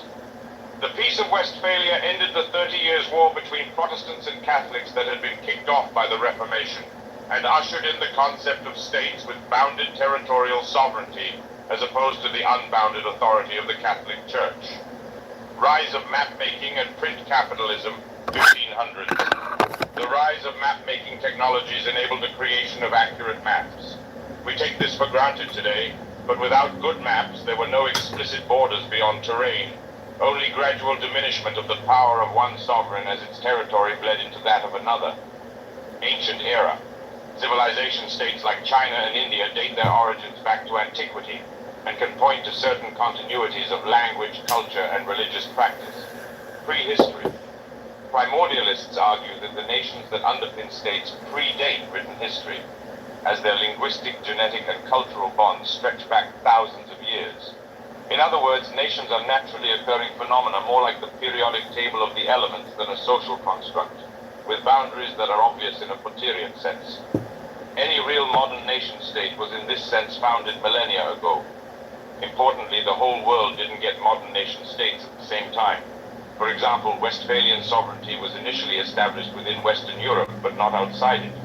European nation-states were supposed to honor each other's borders, in principle at least, so they went abroad to conquer other places. But these junction points in history are still useful ways to think about the founding of nation-states, with one or the other looming larger depending on whether one is more focused on the nation, the state, or the nation-state combination. From a practical standpoint, clearly you can't found a civilization state like China or India without thousands of years of history. But you might be able to distill a new nation like the Mormons, 1830, from the mass of Americans, or alternatively architect an impressive new nation-state like Estonia, established 1991, from the same nation oppressed by the dreary Estonian Soviet Socialist Republic. The patronage angle. An alternative approach is to look at the details of how specific nation-states were founded. One thing that pops out to us when studying enough of these histories is that national independence is not solely a matter of self-determination, because the fate of many nations is not determined wholly by their own efforts. For example, the Soviets were anti-imperialist, when that meant getting Western sympathetic capitalists out and Soviet sympathetic communists in. The French supported the fledgling American nation when that meant poking a thumb in the eye of their British rivals. And today's Americans haven't been too vocal on the Kurds or Yemenis given their alliances with the Turkish and Saudi states, but are extremely enthusiastic about the Ukrainians, Taiwanese, and Uyghurs, given their conflicts with the Russian and Chinese states. As such, to achieve its ambitions, a stateless nation may also need a patron, a kind of venture capitalist great power. Self-determination is not enough. The military angle. Many countries were founded within living memory, but because they were often founded by force, some don't believe it's possible to found new countries without force. Or is it? They say you cannot found a Pentagon. They don't say you can't found a competitor to the post office or the taxi medallion system or to NASA. They instead go right to the thing where we don't have comparably recent foundings. Or do we? After all, the Pentagon itself was built by human beings just like you and me in 1943. India, Israel, and Singapore were likewise founded in 1947, 1948, and 1965 respectively, and have their own Defense Department equivalents. Of course, there are other interpretations of this challenge. It could mean, okay, it happened a while ago, but I don't think the Pentagon forming process can be repeated. Or perhaps it would be bad to raise a massive new army, as that would be destabilizing or even Come on, you can't found the most powerful military in the world from scratch. But answering these kinds of questions presents an embedded catch-22.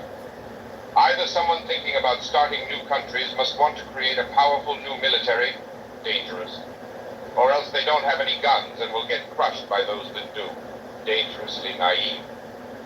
One answer is that you don't need to get full sovereignty, but can instead contract with an existing sovereign for defense. In fact, this is actually what most real countries already do.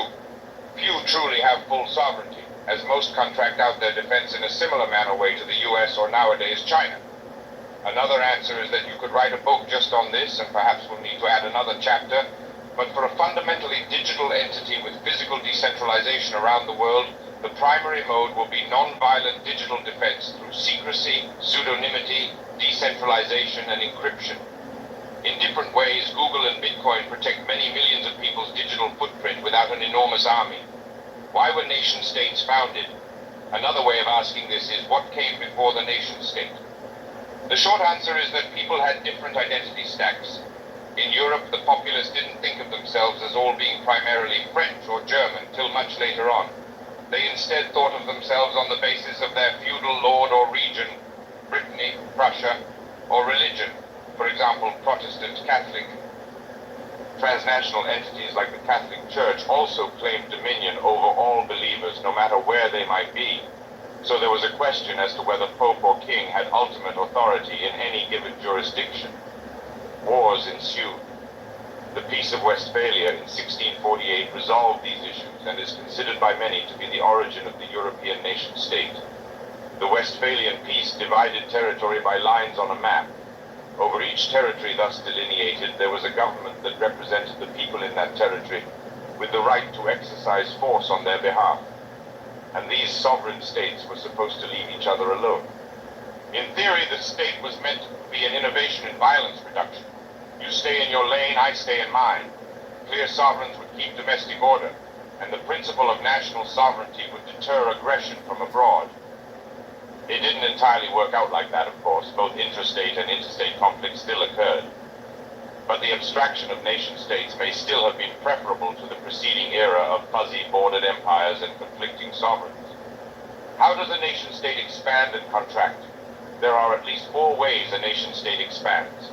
Demographically, by reproduction or immigration. A nation grows when it sees more birth than death. A state grows when one of its constituent nations experiences demographic growth, or when it adds immigrants, which may be from a different nation. Note that there can be a difference here between expansion of the state and the nation, geographically. By conquest, for example, Ivan the Terrible's expansion of Russia. By acquisition, for example, the Louisiana Purchase. Or by agreement, for example, Singapore's involuntary separation from Malaysia. Economically, by trade and opening of markets. This is not always peaceful. See the British East India Company, Smedley Butler, and the Opium Wars, ideologically, by education and conversion. Revolutionary France invested heavily in educating all citizens to speak French, expanding the self-identified French nation. Similarly, Christian, Muslim, and communist groups spent immense effort on evangelism. Of course, while some of this evangelism grows the support base of a nation-state, like Maoism did for the PRC and arguably Wahhabism did for Saudi Arabia, other kinds of viral ideas cut across the boundaries of state and nation alike in destabilizing ways. How did states influence nations and vice versa? Nation-state formation is bidirectional. Nations create states which influence nations and so on. While a nation must come first, many of history's most successful nation-states drew adjacent and then non-adjacent people into the founding population by means ranging from cultural appeal to rape and pillage. Prior to Garibaldi, only about 2.5% of Italians spoke what we now know as Italian, but what was then the Florentine dialect of Italian.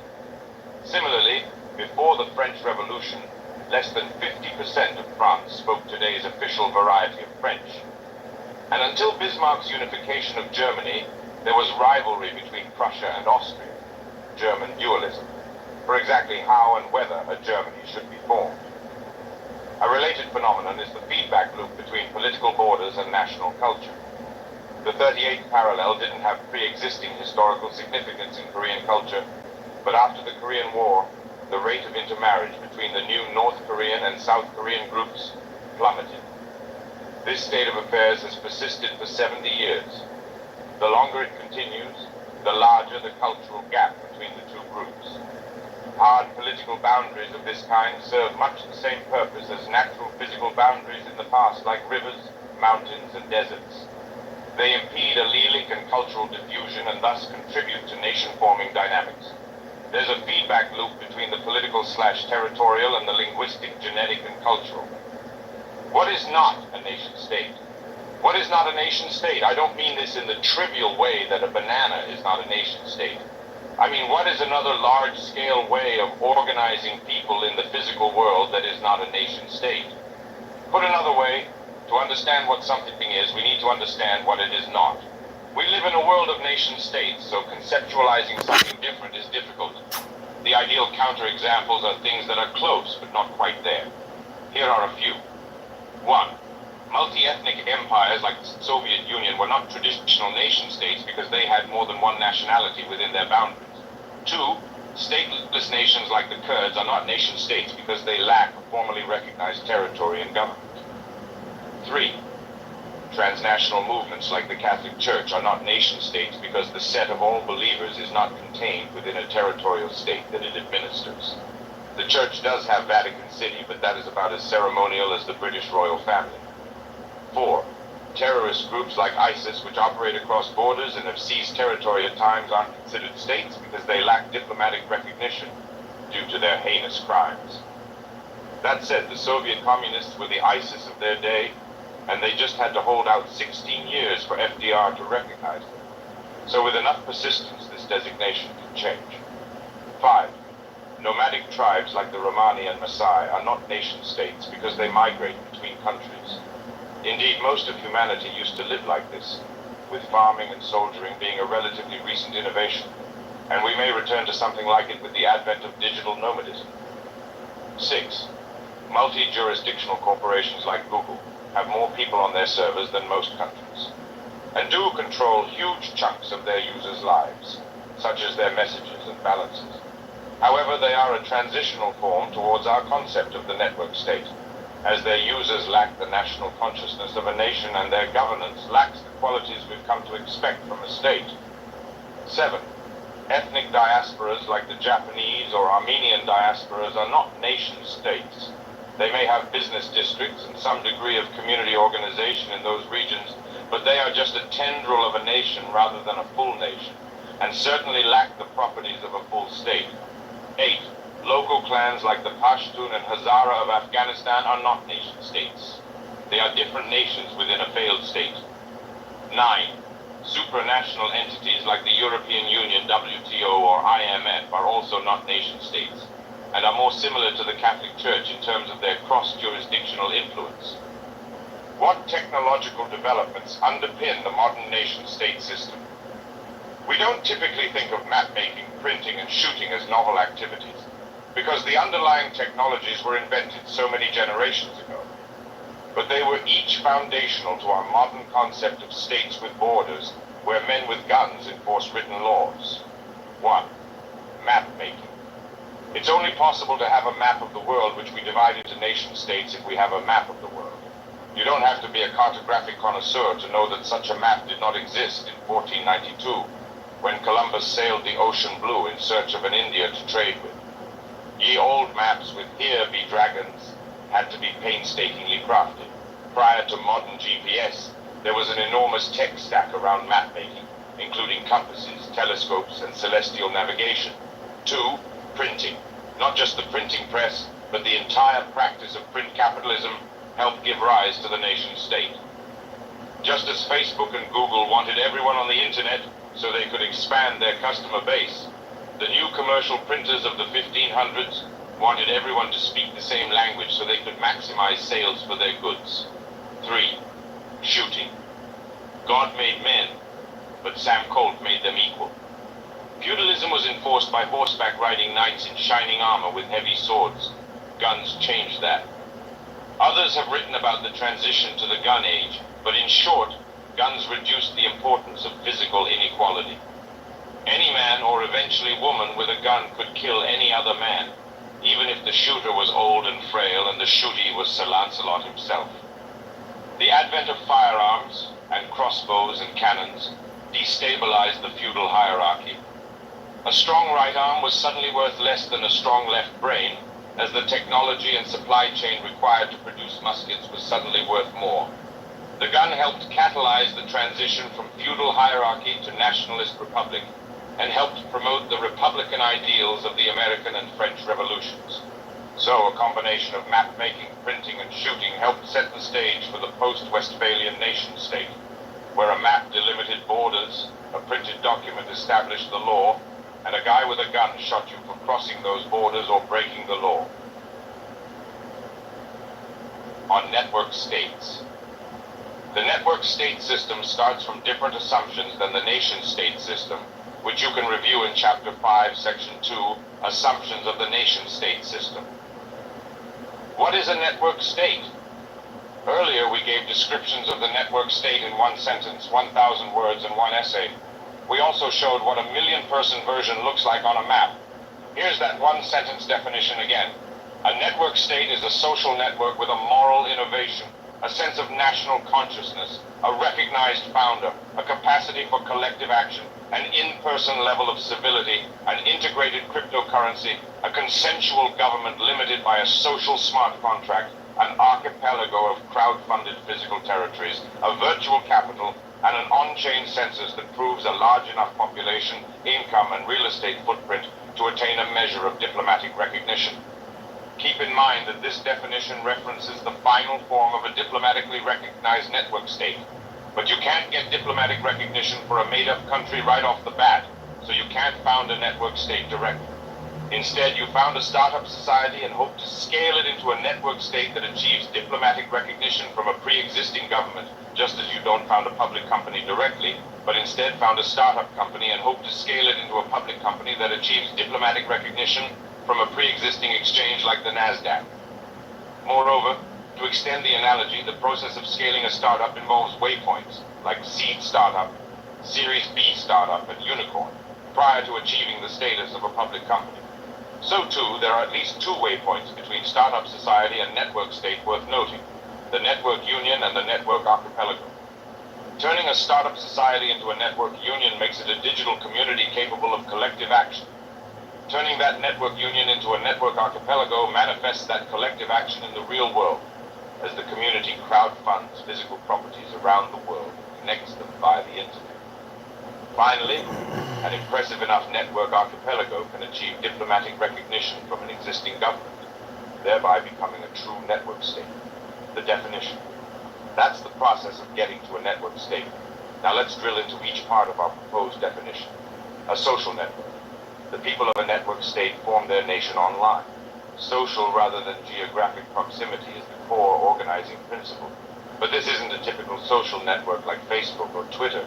It's what we call a one network, where there is just one coherent community present, rather than many separate communities as on Facebook or Twitter. It's not quite a complete graph. Everyone doesn't have to be friends with every single other node, but it's much closer to that than a typical social network. Admission to this social network is selective. People can lose their account privileges for bad behavior, and everyone who's there has explicitly opted in by applying to join. That application process could involve public proof of alignment via writing, a career history that demonstrates common values, or the investment of time and energy into the society to obtain digital assets. Joining the network that underpins a network state is not a purely economic proposition, not something that can be bought with money alone. It's a concrete version of Rousseau's social contract as a literal smart contract, one that all sign before entering, a way to turn an abstract proposition into an actual nation. A moral innovation. A network state grows out of a startup society that is premised on a moral innovation, where everyone within the society thinks some principle X is good that the rest of the world thinks is bad, or vice versa. This is the proposition part of a proposition nation. For example, the moral innovation could be as trivial seeming as sugar bad or 24/7 internet bad, or as heavyweight as this traditional religion is good. The moral innovation draws people in. It gives a reason for the society to exist, a purpose that's distinct from the outside world, a universalist complement to the particularist sense of national consciousness. an ideological mission that others will nod their heads at even if they don't share. Okay, I understand why someone might want a sugar-free society or a Benedict option community. The reason we put such a high priority on moral innovation is that missionary societies outcompete mercenary ones, not just in theory but in practice. For example, the historian Paul Johnson once pointed out that the for-profit colonies in America failed, but the religious ones had the cohesion and commitment to make it through the brutal winters. See the March 19, 1998 interview between Paul Johnson and Charlie Rose. We discussed this at length in the chapter on the One Commandment. A sense of national consciousness. Everyone in a network state feels like they're part of the same community, sharing the same values and culture. They're a nation in the sense of renown. To have done great things together, to want to do more. Again, it's much more like a complete graph than a typical social network, as almost every node is friendly with a very large fraction of other nodes. A recognized founder. A state, like a company, needs a leader, especially early on. But truly strong leadership comes from consent and buy-in, not propaganda or force. Hence, it's important to have a recognized founder, one that people actually listen to and choose to follow by joining the community. Can that founder break up the Triforce, splitting their authority into some kind of multi-sig? Sure, just like the founder of a startup company can choose to give up board seats. But it's easy to give away power and hard to consolidate it, and you need that power sometimes to make hard but important non-consensus decisions. That's why dual-class stock to maintain control is used by both the U.S. establishment and their opponents. As with giving up corporate board seats, giving up some power may be the right thing to do at some point for the network state founder. But in the event that a network state degenerates into a bureaucracy, as many mature organizations do, a key part of the network state model is that it is like the startup model, built to always allow peaceful exit. Anyone can at any time leave to found a new startup society and try scaling it into a network state. A capacity for collective action. This is tightly related to the concept of national consciousness. It's a combination of collective purpose, which is like the mission statement of a company but for a community, and the capacity to act on that purpose. First, let's understand the idea of collective purpose through some examples. The Puritans wanted to build a city on a hill.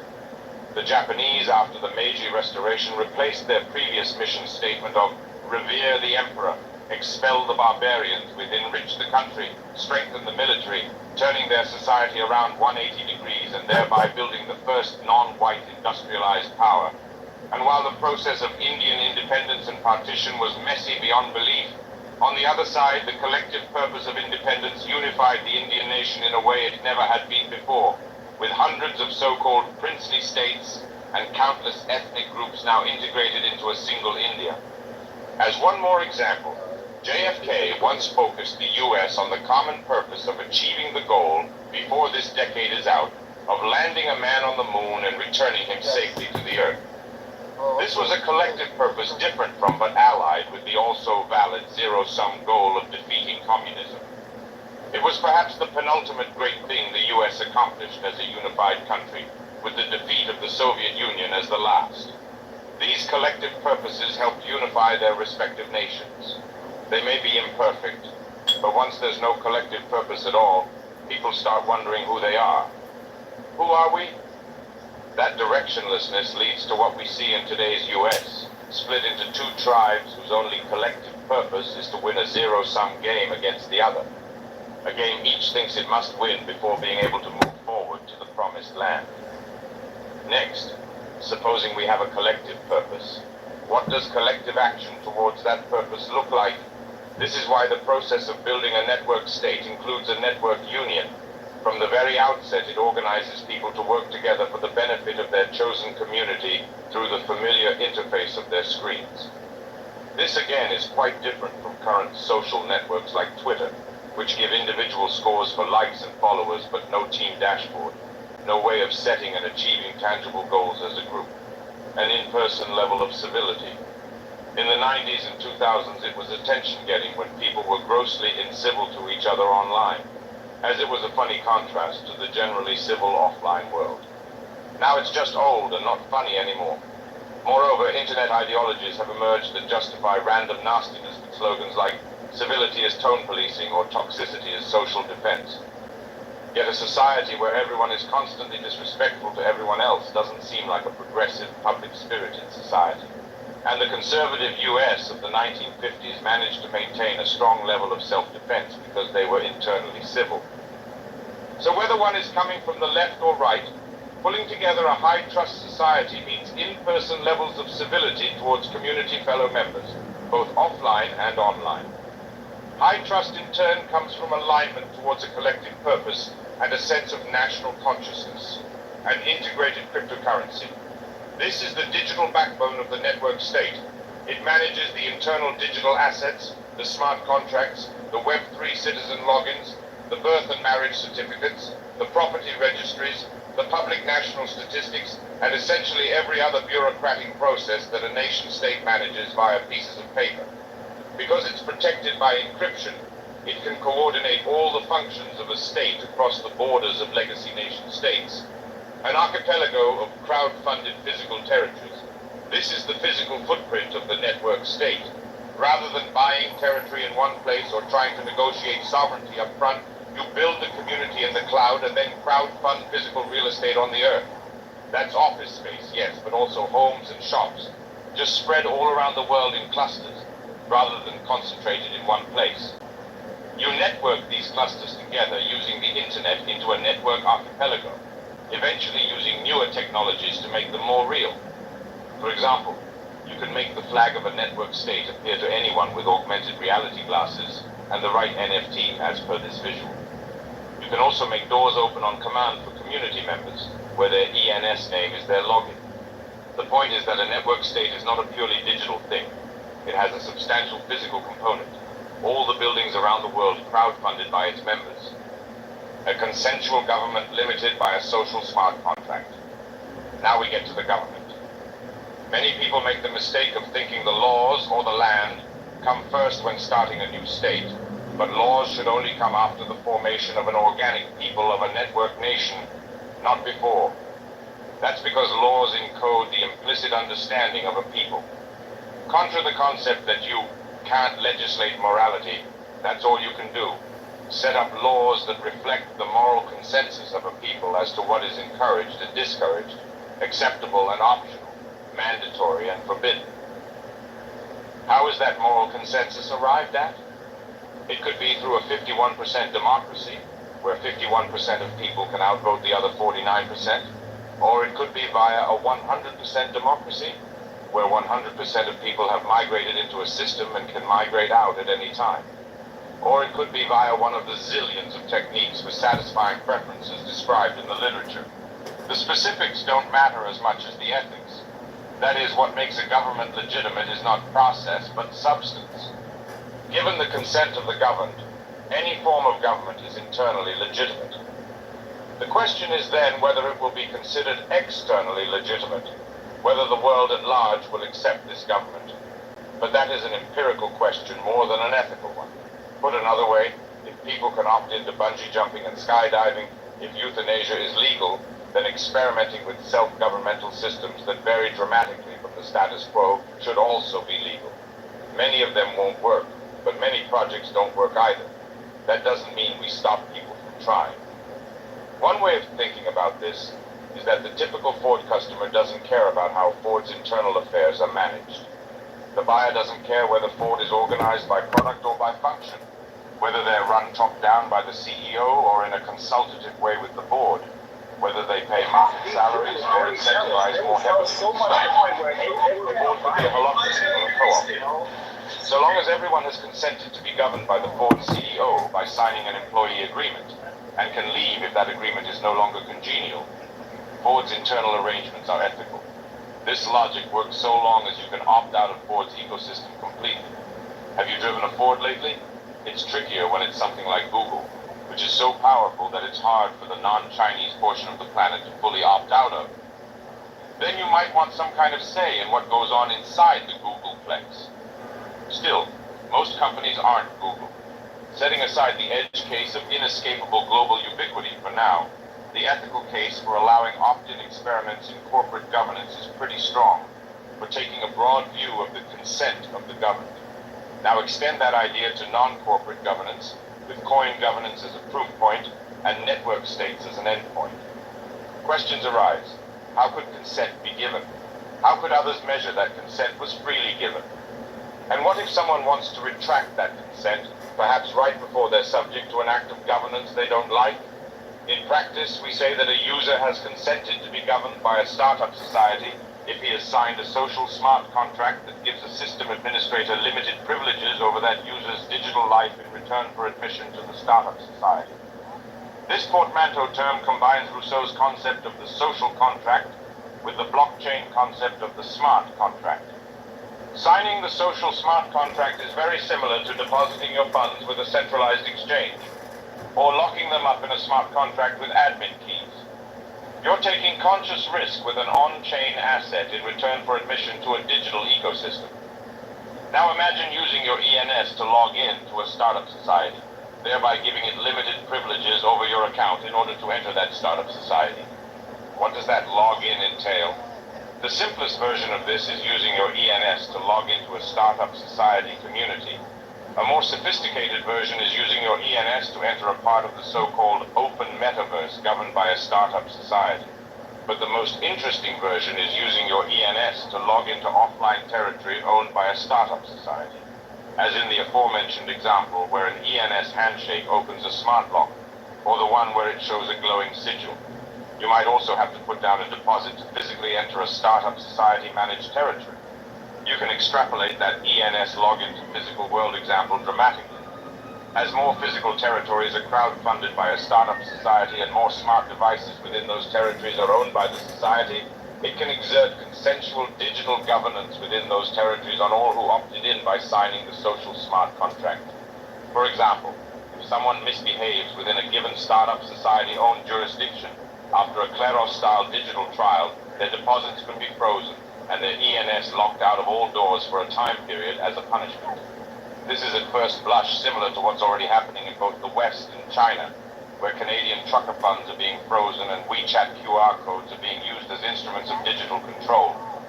But with one enormous difference, which is that if we can build many different startup societies to choose from, then there is much more practical consent of the government, because there are many startup societies to choose from with explicit social smart contracts.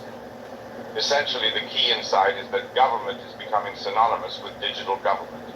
In any U.S. establishment-controlled territory, your Google account will soon be frozen for crossing the U.S. establishment. In any CCP-controlled territory, your WeChat account can be frozen for crossing the CCP. But in any crypto-anarchic territory, there may not be much in the way of functional digital services at all. So if one wants modernity constrained by cryptography, the concept of the social smart contract is one way to achieve consensual limited government. To limit what a government can do by tightly limiting its access to your digital identity and resources, much like you can control exactly how much you deposit onto a centralized exchange. That sounds good at first, then it sounds bad.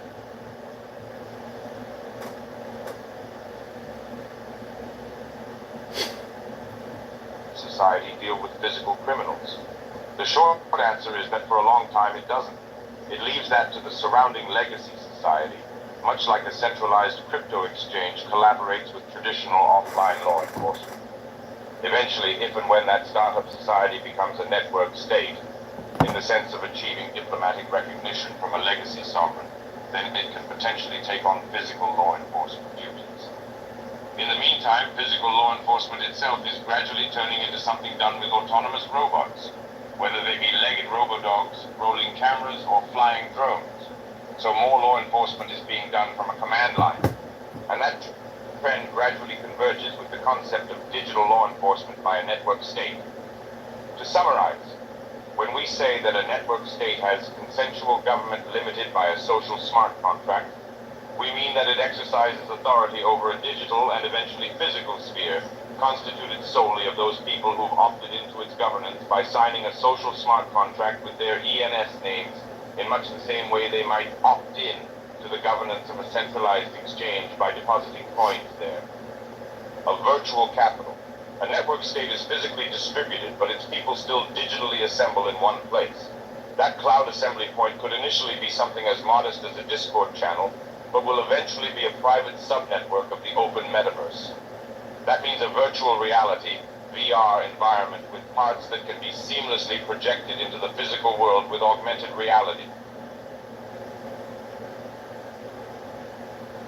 Things or objects in the real world like this. Access to a network state's virtual capital, like everything else in a network state, is gated by Web3 login limited to citizens.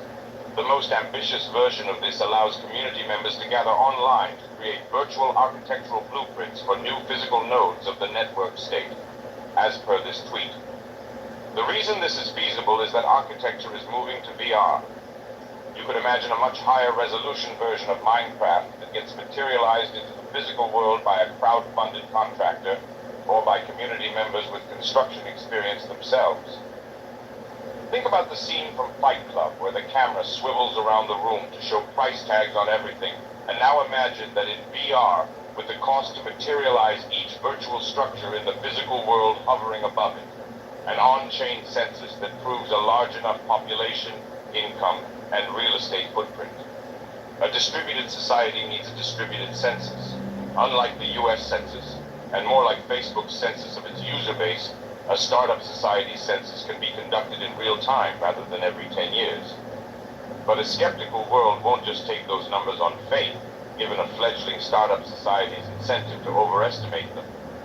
They may trust the US government, or even Facebook, a public company, on its audited user numbers, but not some upstart startup society, not without some proof. But how do you prove that a given startup society really has 10,000 residents and $1 billion in annual income and 10 million square meters in its real estate footprint? Each of these elements can be established via on-chain data. We already have techniques for proof of human proof of income via on-chain accounting and proof of real estate via blockchain real estate. We can get into technical detail on how you solve the crypto oracle problem of getting off-chain data reliably onto the blockchain, but the short version is that you can use a statistical estimator to take into account the fact that individual oracles may have errors. By accumulating the censuses of all startup societies in a hypothetical nation real estate pop.com site, similar to coinmarketcap.com, you could track in real time the number of startup society members, the acreage of real estate owned by those members, and their on-chain GDP. Attain a measure of diplomatic recognition. Now we come to the main event, diplomatic recognition. Diplomatic recognition by a pre-existing government is what distinguishes a network state from a startup society, just as diplomatic recognition by an exchange like the NASDAQ distinguishes a public. Diplomatic recognition requires a putative state to have clout, and clout is in turn established by a publicly verifiable on-chain census of population, income, and real estate to prove that your growing society is as large as you say it is. That's why the aforementioned census is important. Putting all that together, we can see that the definition of a network state culminates in attaining diplomatic recognition from a pre-existing government, which requires far more substance, leadership, physical presence, and long-term commitment than a typical online community or even a cryptocurrency. It may be a lark, but it's not done on a lark. Breaking the definition. You can start to see why we have several parts to the definition. If you subtract one part, you get something that doesn't quite match our intuition of what the next version of the nation state should be. Let's do that, subtracting each part just to see how it breaks. No social network.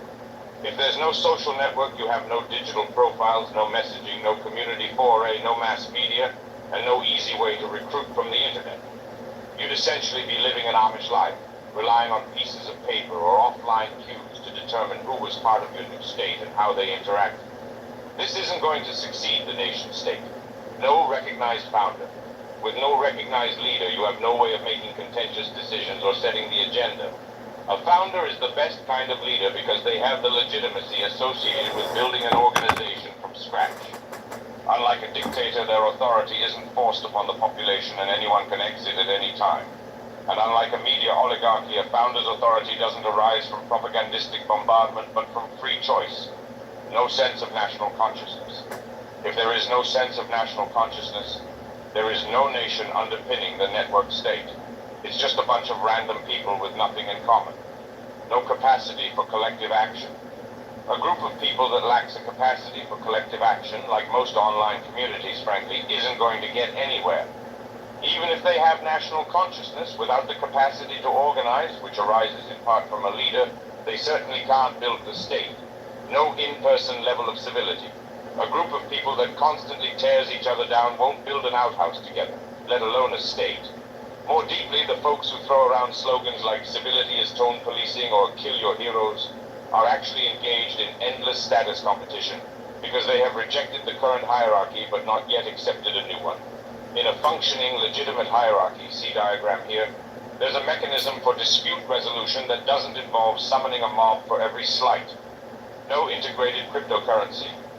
After the financial deplatforming of Western proles and foreign elites, of Canadian truckers and 145 million Russians, it's clear that digital finance is a weapon of war. So without a sovereign digital currency, and more generally a sovereign system of record, there is no sovereignty. No archipelago of crowd-funded physical territories. You can do many things online, but not everything. Without physical territory, you can't build FDA-free zones or NRC-free areas or the Kitover community or many kinds of substantive parallel societies. You also can't meet, mate, mingle, and do all the other things humans do in person. And most importantly, you're not going to be taken seriously as a successor to the nation-state without a large physical footprint. The approach of knitting together crowd-funded physical territory into a network archipelago addresses these issues. No virtual capital. Network states are not city-states. City-states were defeated by nation-states for a reason. They are physically centralized and have limited scale. So particularist city-states populated by small ethnic groups get rolled up by universalist nation-states or empires with many ethnic groups. That's the reason a network state has a virtual capital rather than a physical one. Think of it as remote first, but for a society. In a remote company, nothing officially exists unless it's online, in an internal system of record like GitHub. Similarly, in a remote society, nothing officially exists unless it's on-chain, in the blockchain system of record for that society. Put another way, if you don't consciously set the capital of your network state to be virtual, it'll be physical. And if it's physical, the capital is centralized in one place and can get invaded by a nation-state. But if it's instead a virtual capital with a back end that is encrypted and on-chain, then, in the fullness of time, you can host an entire subset of the metaverse there, assuming block space increases as bandwidth did. No on-chain census that proves a large enough population, income, and real estate footprint. The U.S. Census is in the U.S. Constitution for a reason. You need to know something about your people to run a government. But for a network state, the challenges are different than those that faced the Founding Fathers. The hard part isn't how to collect the data. With modern technology, it can be slurped up and dashboarded in real time, rather than collected every 10 years on millions of pieces of paper. No, the hard part is getting people to believe the data, given the huge incentives for faking the numbers. That means establishing a cryptographically auditable information supply chain, a transparent way of gathering the numbers for the network state census. That means showing the work so that people don't need to trust you and can run the computation themselves. Why is this important? Think again about the emergence of Bitcoin. Price was a signal of strength. Millions of trades across dozens of exchanges produced a signal that was reliable enough for companies and eventually governments to act upon. Price is why Bloomberg listed Bitcoin on a ticker in 2013. And price is why El Salvador recognized Bitcoin as a sovereign currency in 2021. We're not talking about the short-term price here, which is and will be highly volatile, but the long-term price, the secular trend.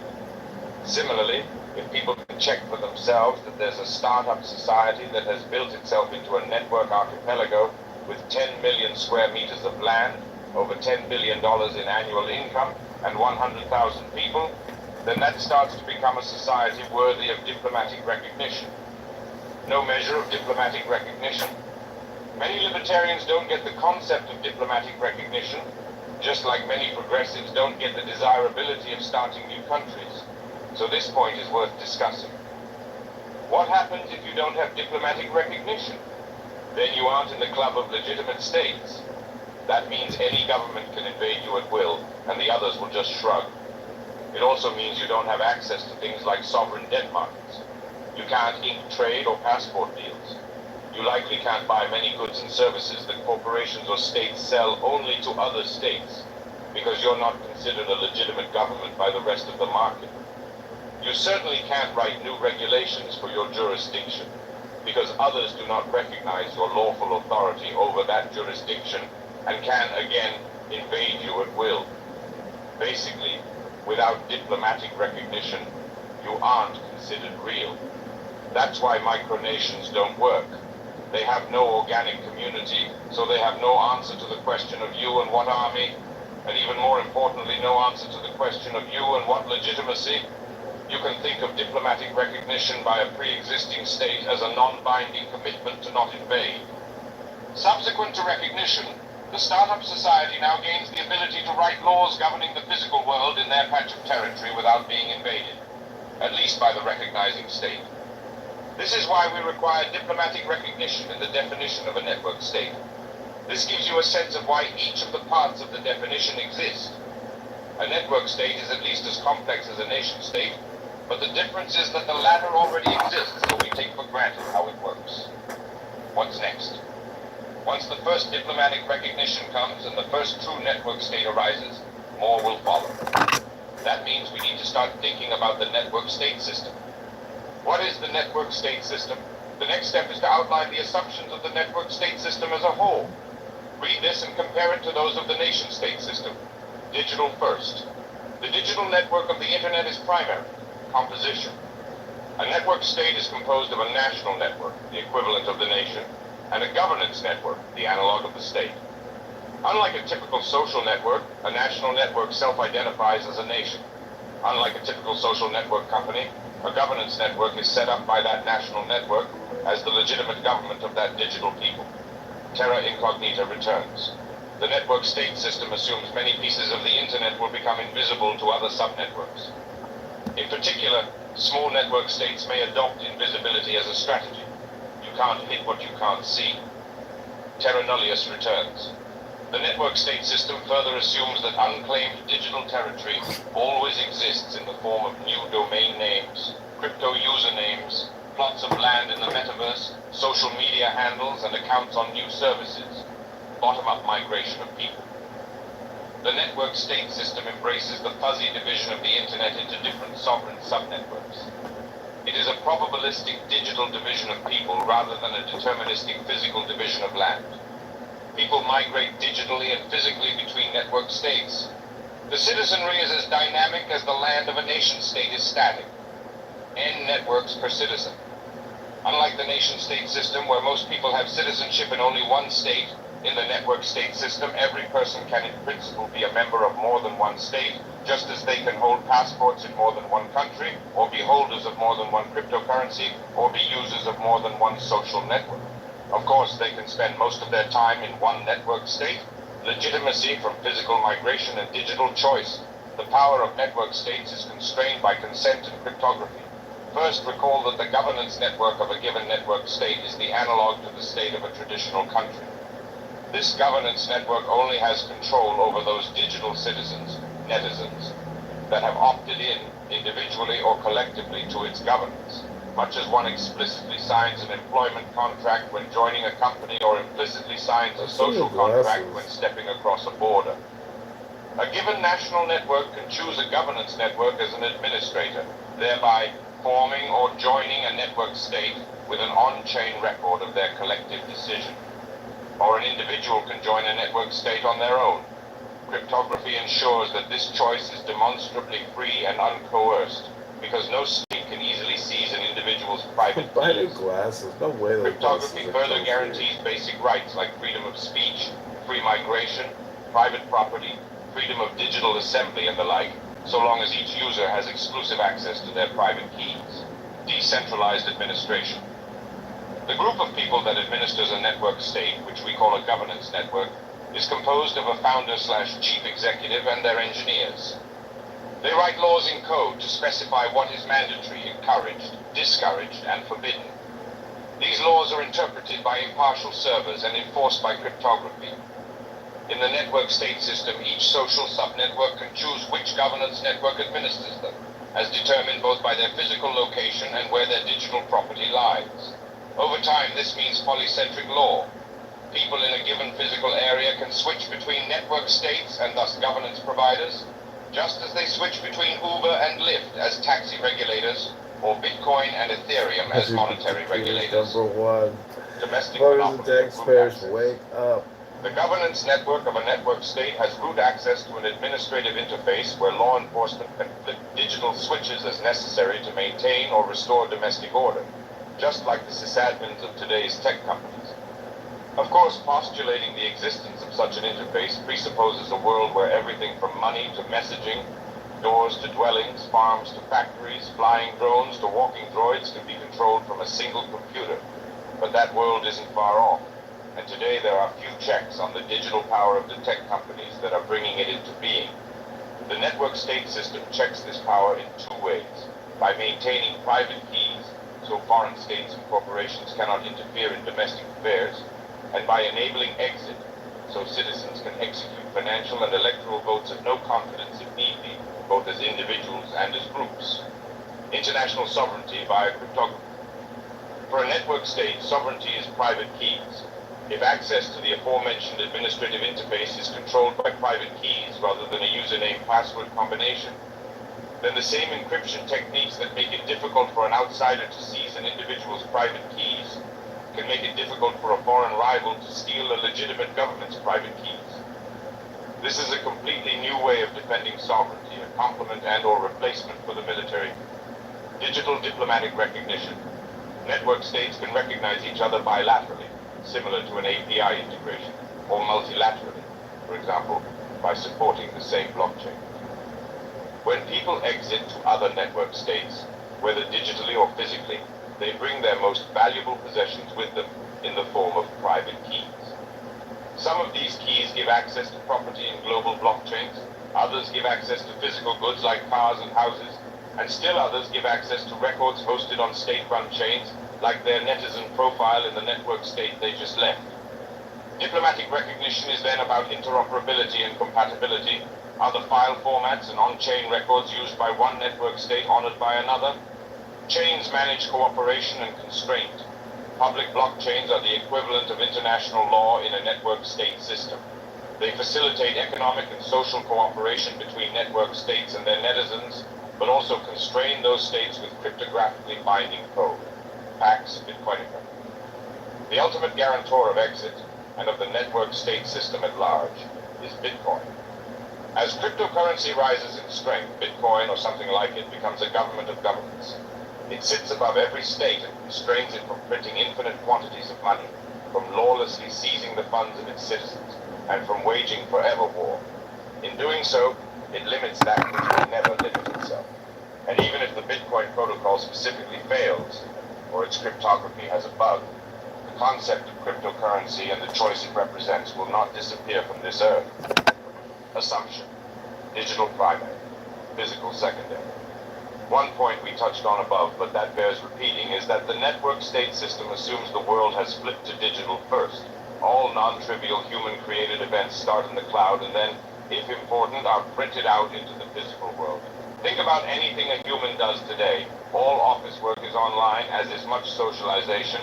Courts are now online, as are politicians. So is money. So is agriculture and manufacturing and shipping. The phone has indeed become the remote control for the world. Many previously offline devices, cars, doors, desks, weights, coffee makers, even toothbrushes, are coming online. Even pacemakers leave a digital trace. The physical still exists, of course. There are still physical human beings, there are still physical plots of land, there are still physical rivers and mountains. And for some law enforcement and military functions, a network state will need physical robots. But in a network state, everything physical is downstream of lines of code and enforced by cryptography. Just as in a nation state, everything physical is downstream of pieces of paper and enforced by the police and military. Assumption. The state becomes an admin dashboard. A second assumption is that once every interface is digital, it can be put online. And once online, in the absence of private keys, it can be centrally controlled. So the network state system assumes that states like the USA and PRC will continue centralizing the power of the tech companies into one all-seeing dashboard, capable of surveilling, deplatforming, freezing, and sanctioning millions at once or anyone at will. This digital power is currently exercised